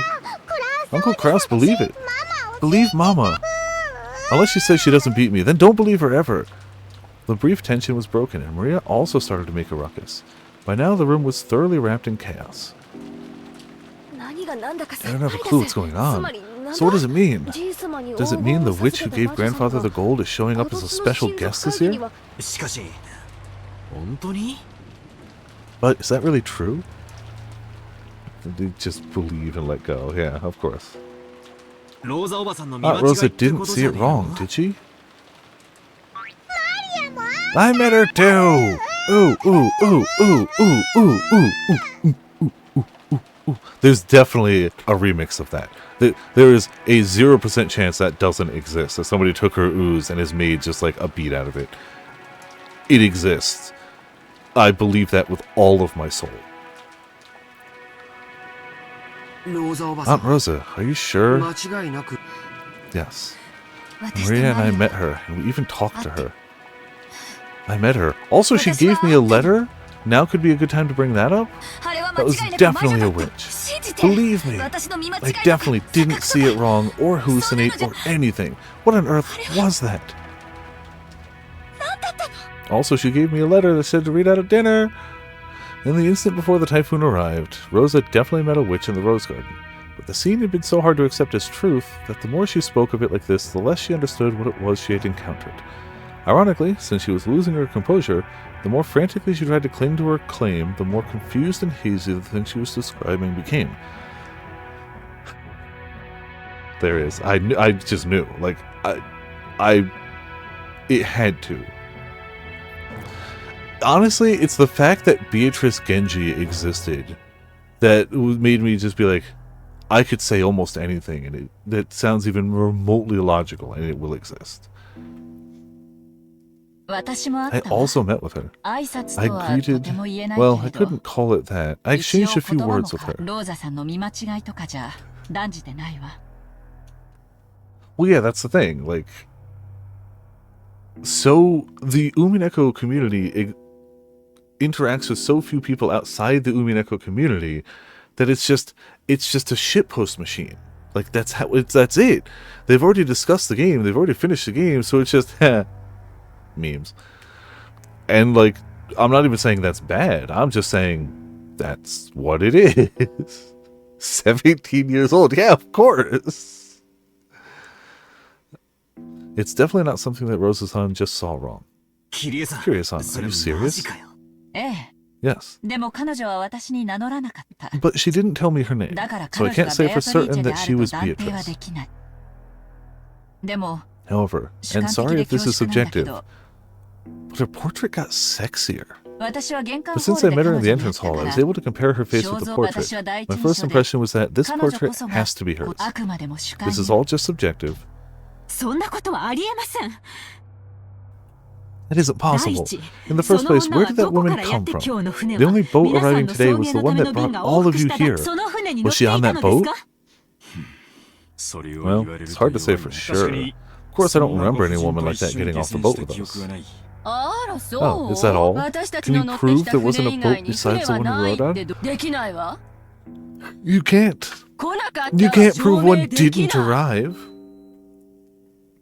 Makes sense. If another boat did arrive, it might be possible to prove it. If someone saw it and said they saw it, then you're done. But it's impossible to prove that such a boat didn't arrive. Even if everyone says that no such boat arrived, that they didn't see it arrive, you can't prove that it didn't arrive secretly. It's that thing they call a devil's proof. It'd be simple to prove that devils exist. All you have to do is meet a devil. But it's impossible to prove that devils don't exist. Just by saying that no one has ever met a devil, you can't deny the possibility that they're hiding away somewhere humans can't go. And you can't deny the existence of aliens for exactly the same reason. Until humanity searches the whole of space and can show you perfectly that aliens don't exist, you can't be sure that they don't exist. So all I have to do is look on Twitter. It's definitely impossible for us to ever check the entirety of space for the existence of aliens. Therefore, while there may be a number of ways to prove that aliens do exist, it will always be impossible to show proof that denies their existence. となれば、僕たちが乗ってきた船以外の船で来たかどうかなんて、議論しても無駄な問題ということになるね。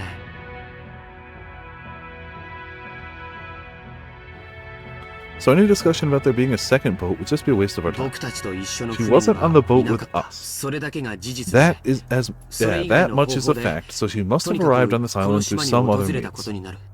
そうね。 That's right. どうやって来たか There なん may be no て need to discuss how she came 肝 here. 心なのは What's important is that 現に she's この屋敷 actually に in 今 this いて mansion now and 私 doesn't た feel ち like と having 晩 dinner 餐を with 共に us. する気が Okay, let's review. 今この島に Right は now, there's another guest on this 後ろに island 焼け other than 18 the 人以 18 外 people with the に Ushiromiya family. そしてそいつは And this is a guest even 兄貴の Aniki and 夏姫 Natsui-san さん don't も know 知らない about, right? 客だってんだな。知りません。 I know nothing. 何の話だかもわかりません。 I don't know what you're talking about. お前は少 Be し黙 silent って for いな now. さい。頭痛 Your で headache そう will get worse. Nothing she does is going to change that fact. 妻の言う通りだ。 It is as my wife says. 私に I は have お no 前たち idea が what 何 you の people have been 話をして talking いるの about か up さ until っき now. からさっぱりだ。じゃあ Then there can be 答えは only 一 one つしか answer. ない。お父様 Father が呼んだ called の her よ。今日の親 Called her 族 here 会 for 議の today's ため family に。 conference. 親族会 For 議 the に。 family conference? だから何のため Again? に。 Why? そんな I の don't know that! I don't know! I just know she's a threat to my money! And I'm mad about it! 兄さんが知ってたらそれを問い詰めようって思ってたのよ。 I'm questioning you because I thought you might know. エヴァ、 Ava, could you give it a rest? Kraus Nissan said he doesn't know. つまり So here's what we've got. お父さんが Father 肖像画の stealthily 魔女に invited the Witch of the そっくり Portrait の as a 客人を secret こっそり guest. 招いた。それ And I に need a lot of ローザ money さんが出 right 会い now! マリアちゃんが出会い、そしてキリエ And さ she ん met も with 会った Rosa-san and Maria-chan and then Kirie-san. 今はそこまでや。 That's all for now. わしらに言いたい If こと she が has ある something ん to な say to ら us, she could just とっ show とと herself right 姿を away. 現せばいい。 Or she could have, in the past, handed somebody a letter that was instructed to be read at this exact time that could possibly add information to us. Now we've got to wonder why she shut herself up without greeting us. 親族会議なんか花から関心 Yeah, のない get one of 親 those 父が payday loans. That'll 新しい愛人を not こっそ bite り them 呼 in び the つけ butt. たってわ Does that け mean ね。 Dad, who never gave a crap about this family conference in the first place, secretly called a new mistress 理 here 想の魔女様 and の had お her 目 wear 目 the を着せて clothes of his ideal witch? そう決着す This る day に is は too important for that 今日と explanation い to う日は fly. 意味を持ちすぎ 理由は There 一 can be つし only か one ない。 reason 親族 to 会 join 議 in に on the 加わ family るため、 conference. お父様の She 遺 wants 産 to につい claim て some right to father's 何かの inheritance. 権利を主張するバカバカしい。 Ridiculous! 当主様に The 愛 family 人な head どと汚 wouldn't, らわしい wouldn't もの have など something as おりま filthy せん。 as a mistress. I mean, yeah, rich people would never. Ever. Also, isn't his wife considerably long since dead? Maybe not long, but like not in the past several months, year, whatever. Like she's clearly been passed for a bit. He has money. What's stopping him? Like, I get if you would want to be like, no, he didn't cheat on his wife when she was alive. Yeah, I get that. But like, why wouldn't he have a mistress now? What's stopping him? At all. He doesn't even have to leave the room. Just bring her into the room. The family head would never have something as filthy as a mistress. お前は Told you to be 黙っていると言っている。 quiet. 私はこの屋 I've 敷 lived で in ず this っと mansion 親 with 父殿 father と all 過ご this してい time, る and I've が never heard a thing そん about な something 話 like は that. 最大限理解 If we を stretch 示したと plausibility して to the 何 limit 十年 and も assume 昔 father の had 愛 an 人との間 illegitimate に child with 隠 some し子が mistress いたと decades して ago, それを親父殿が探し if 出 he し her 今日と mistress, いう日に呼びつ then け maybe た father searched her out and called her here today. Look, if you were in this universe and you wanted to make maximum money, you'd make a Beatrice VTuber.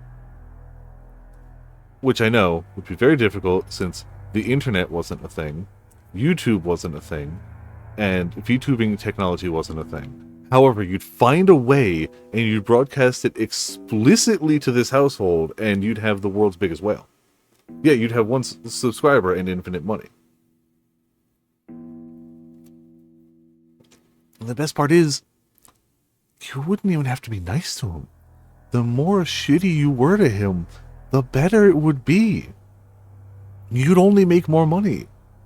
You could straight up be like, you sounded insolent. I'm not coming back for another 3 months, but you have to pay me for each of those 3 months, and maybe I'll think about returning. And just cash upon cash upon cash.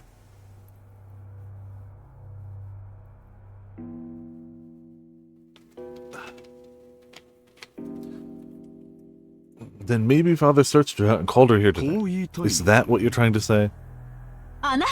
Dear, it's absurd to think Father had such a child. To waste the noble blood of the Ushiromiya family on a mistress. I don't think it was the blood that he shared. Look, it's clearly not an illegitimate child, but I don't think they were talking about sharing blood. I think it was a different fluid. This is nothing more than a few people making wild claims. It's another accurate subtitle for this game. Umineko. This is nothing more than a few people making wild claims.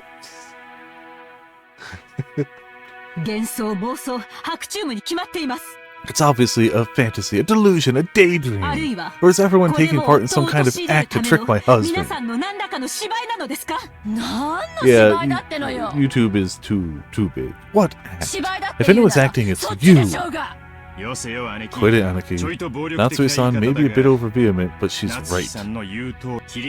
Kyrie saw her. I didn't. Neither did you, Aniki. But Rosa did. But that means she exists. There are people who can prove she exists, so we're sure right away that she does. It's the opposite of a devil's proof. And I want to meet her too. I want to ask her directly what kind of business she has with the Ushiromiya family.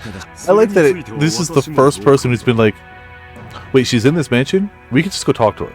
We could just go, she's in a room in this mansion right now. We could just go. I agree with you on that. Rudolph is the voice of reason. Yeah. I mean, everyone else was so focused on it being a vast conspiracy to somehow rob them of getting some of their money now. That's true. They're not rich because they're smart. They're rich because their daddy's rich. And literally no other reason. They have all explicitly said or proven that they are actually not good with money. So it really is just that one thing. I do indeed wish to inquire as to what business she has in Rokenjima. Don't play dumb. There's only one thing she could be after. My money, Father's money.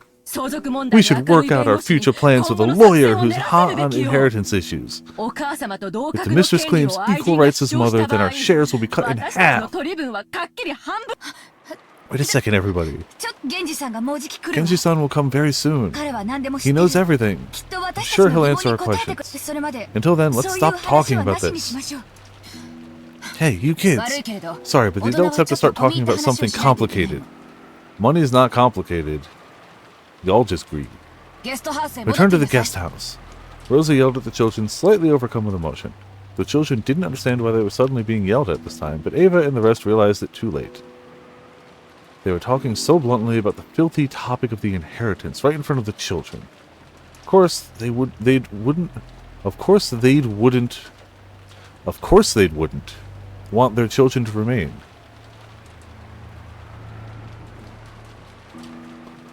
So they all immediately agreed with Rosa's plan. Typos in a $200 visual novel? Yeah, no. That's right, just as Rosa-san says. George, take all the cousins to go back to the guest house. You all play nice together. Nah, it's okay. I think after Deltarune Chapter 5, my resistance to people using apostrophes incorrectly has been worn down so far.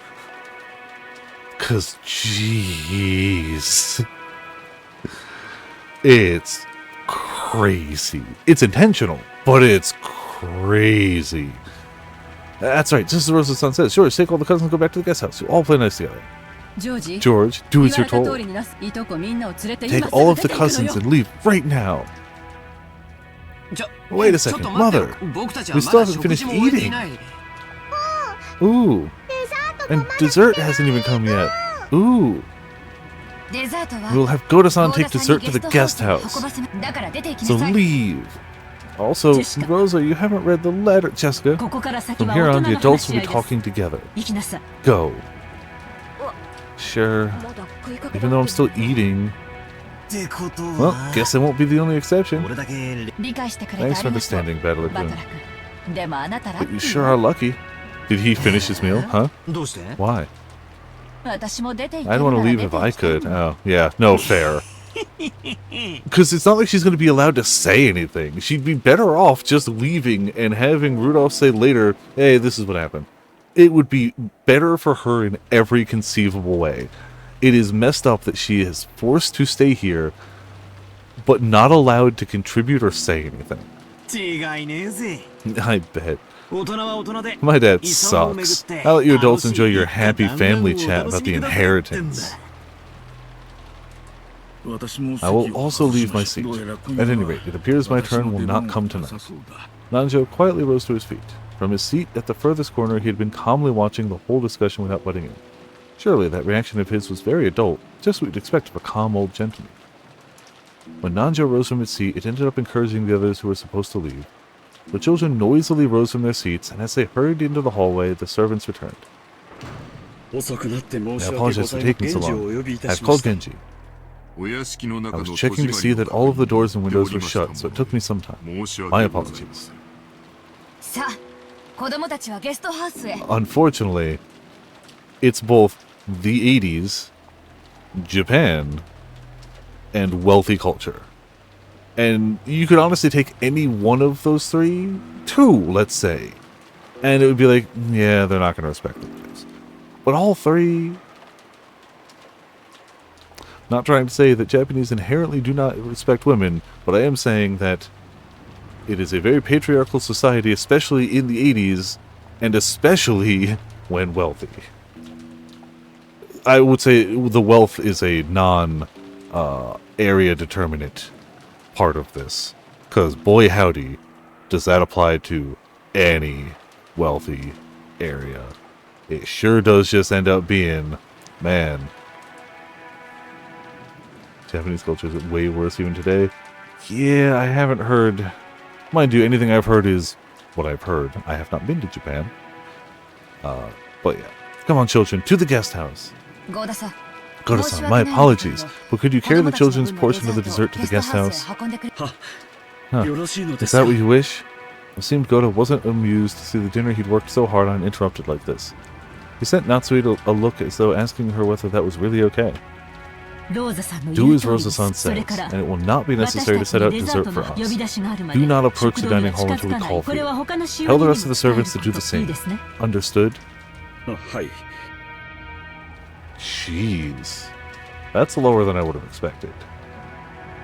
Also, how do you rank that? Like, what are the bases of that ranking? I'm not saying it's incorrect, but like, jeez. Yes, as you wish. Largely through pay gap stuff. Then that, that ain't good anywhere, but I believe it. Come on in, everyone. Shall we go? Maria-san, you mustn't trouble your mother anymore. Ooh. I want to talk about Beato too. No. Ooh. Maria-chan, could you tell us about Beatrice in the guest house? I really want to hear about the witch. Okay? Ooh. You're pretty darn smooth, Georgie-san. I'm impressed. Are you sure you don't have kids? You're too used to this. George's words had completely restored Maria's good mood, and now she took the initiative, telling the others to head down to the guest house. Looked like Goda didn't like being kicked out himself, but he couldn't disobey Natsui, so he left the room with Battler and the rest, closing the door. ご用は何でしょうか、皆様。 Yeah, that's crazy then. Yeah.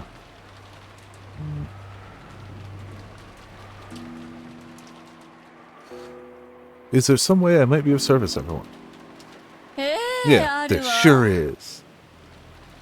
I keep looking for a logical stopping point, and the kids leaving might just be it. I was hoping it was going to cut, but now they're going to have the whole discussion with him, presumably. I can't say for sure, but presumably they're going to have a discussion. Is she here? Freak out about it more.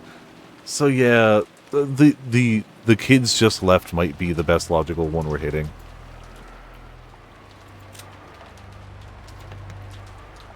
But that works. We still made a lot of progress tonight. We didn't end early. We only had one real tangent. Good progress. And we saved. Yes, we saved on camera. Tomorrow, I have a friend's birthday later in the night, though. Oh, there's just a bug. It's the same reason that this looks like this, and you can see through the dark outlines of characters. It's a documented visual bug, but there doesn't seem to be an answer for it yet. It bugs this out. It bugs out the logo. There's just a bug, and it started like a month ago, right at the start of July. And it seems to just be a known bug, but there's no fix for it right now. So, yeah, apparently there's some occasional success with fully uninstalling, reinstalling the game, reinstalling the mod, but it hasn't even worked for, like, everyone. So, I've been lazy about it so far. It is weird. Agreed. Yeah, it's very weird. But it's not just me, and it's not something I did wrong. So we've just kind of lived with it. I thought I screwed something up first. Not pixel full character art, if unlocked, sometimes presented. I did check them before. Technically, I guess I haven't seen the full thing of the new Beatrice outfit, but you do see half here. I guess we don't see this half right here, but so far we haven't. I don't think we've unlocked the other ones I haven't seen. But yeah, it basically is recent too. This has not been an ongoing thing. This was really recent. But I will let you know if something comes up and I'm like, damn, I want to see that full thing. I absolutely will. So thank you. Super weird, super weird. But it's not game breaking. So yeah, I should. I've just been lazy. You're right, I should. And then if it doesn't work, then it's just we wait. Either way, though, thank you all for tuning in. Thank you all for watching. Let me hit that so I can check the list, because we have a list. Huge, giant shoutouts to Potts for 109-month free subscription. And Ark tossing 60, but also gifted subs, you know. And I forgot to do this at the in the last stream. We had Birdie with 92 months tier 3. I totally forgot to shout that out at the end. And I believe the same day was also Fear, 63 months continuing jail time. I forgot to do those that day. My bad. But we did them now. And thank you to everyone tuning in. Thank you all for watching. This has been Viper's Viperland. I'll see you all next time. Oh wait, hold on. We do need our we need a monster, a quote, a Discord, and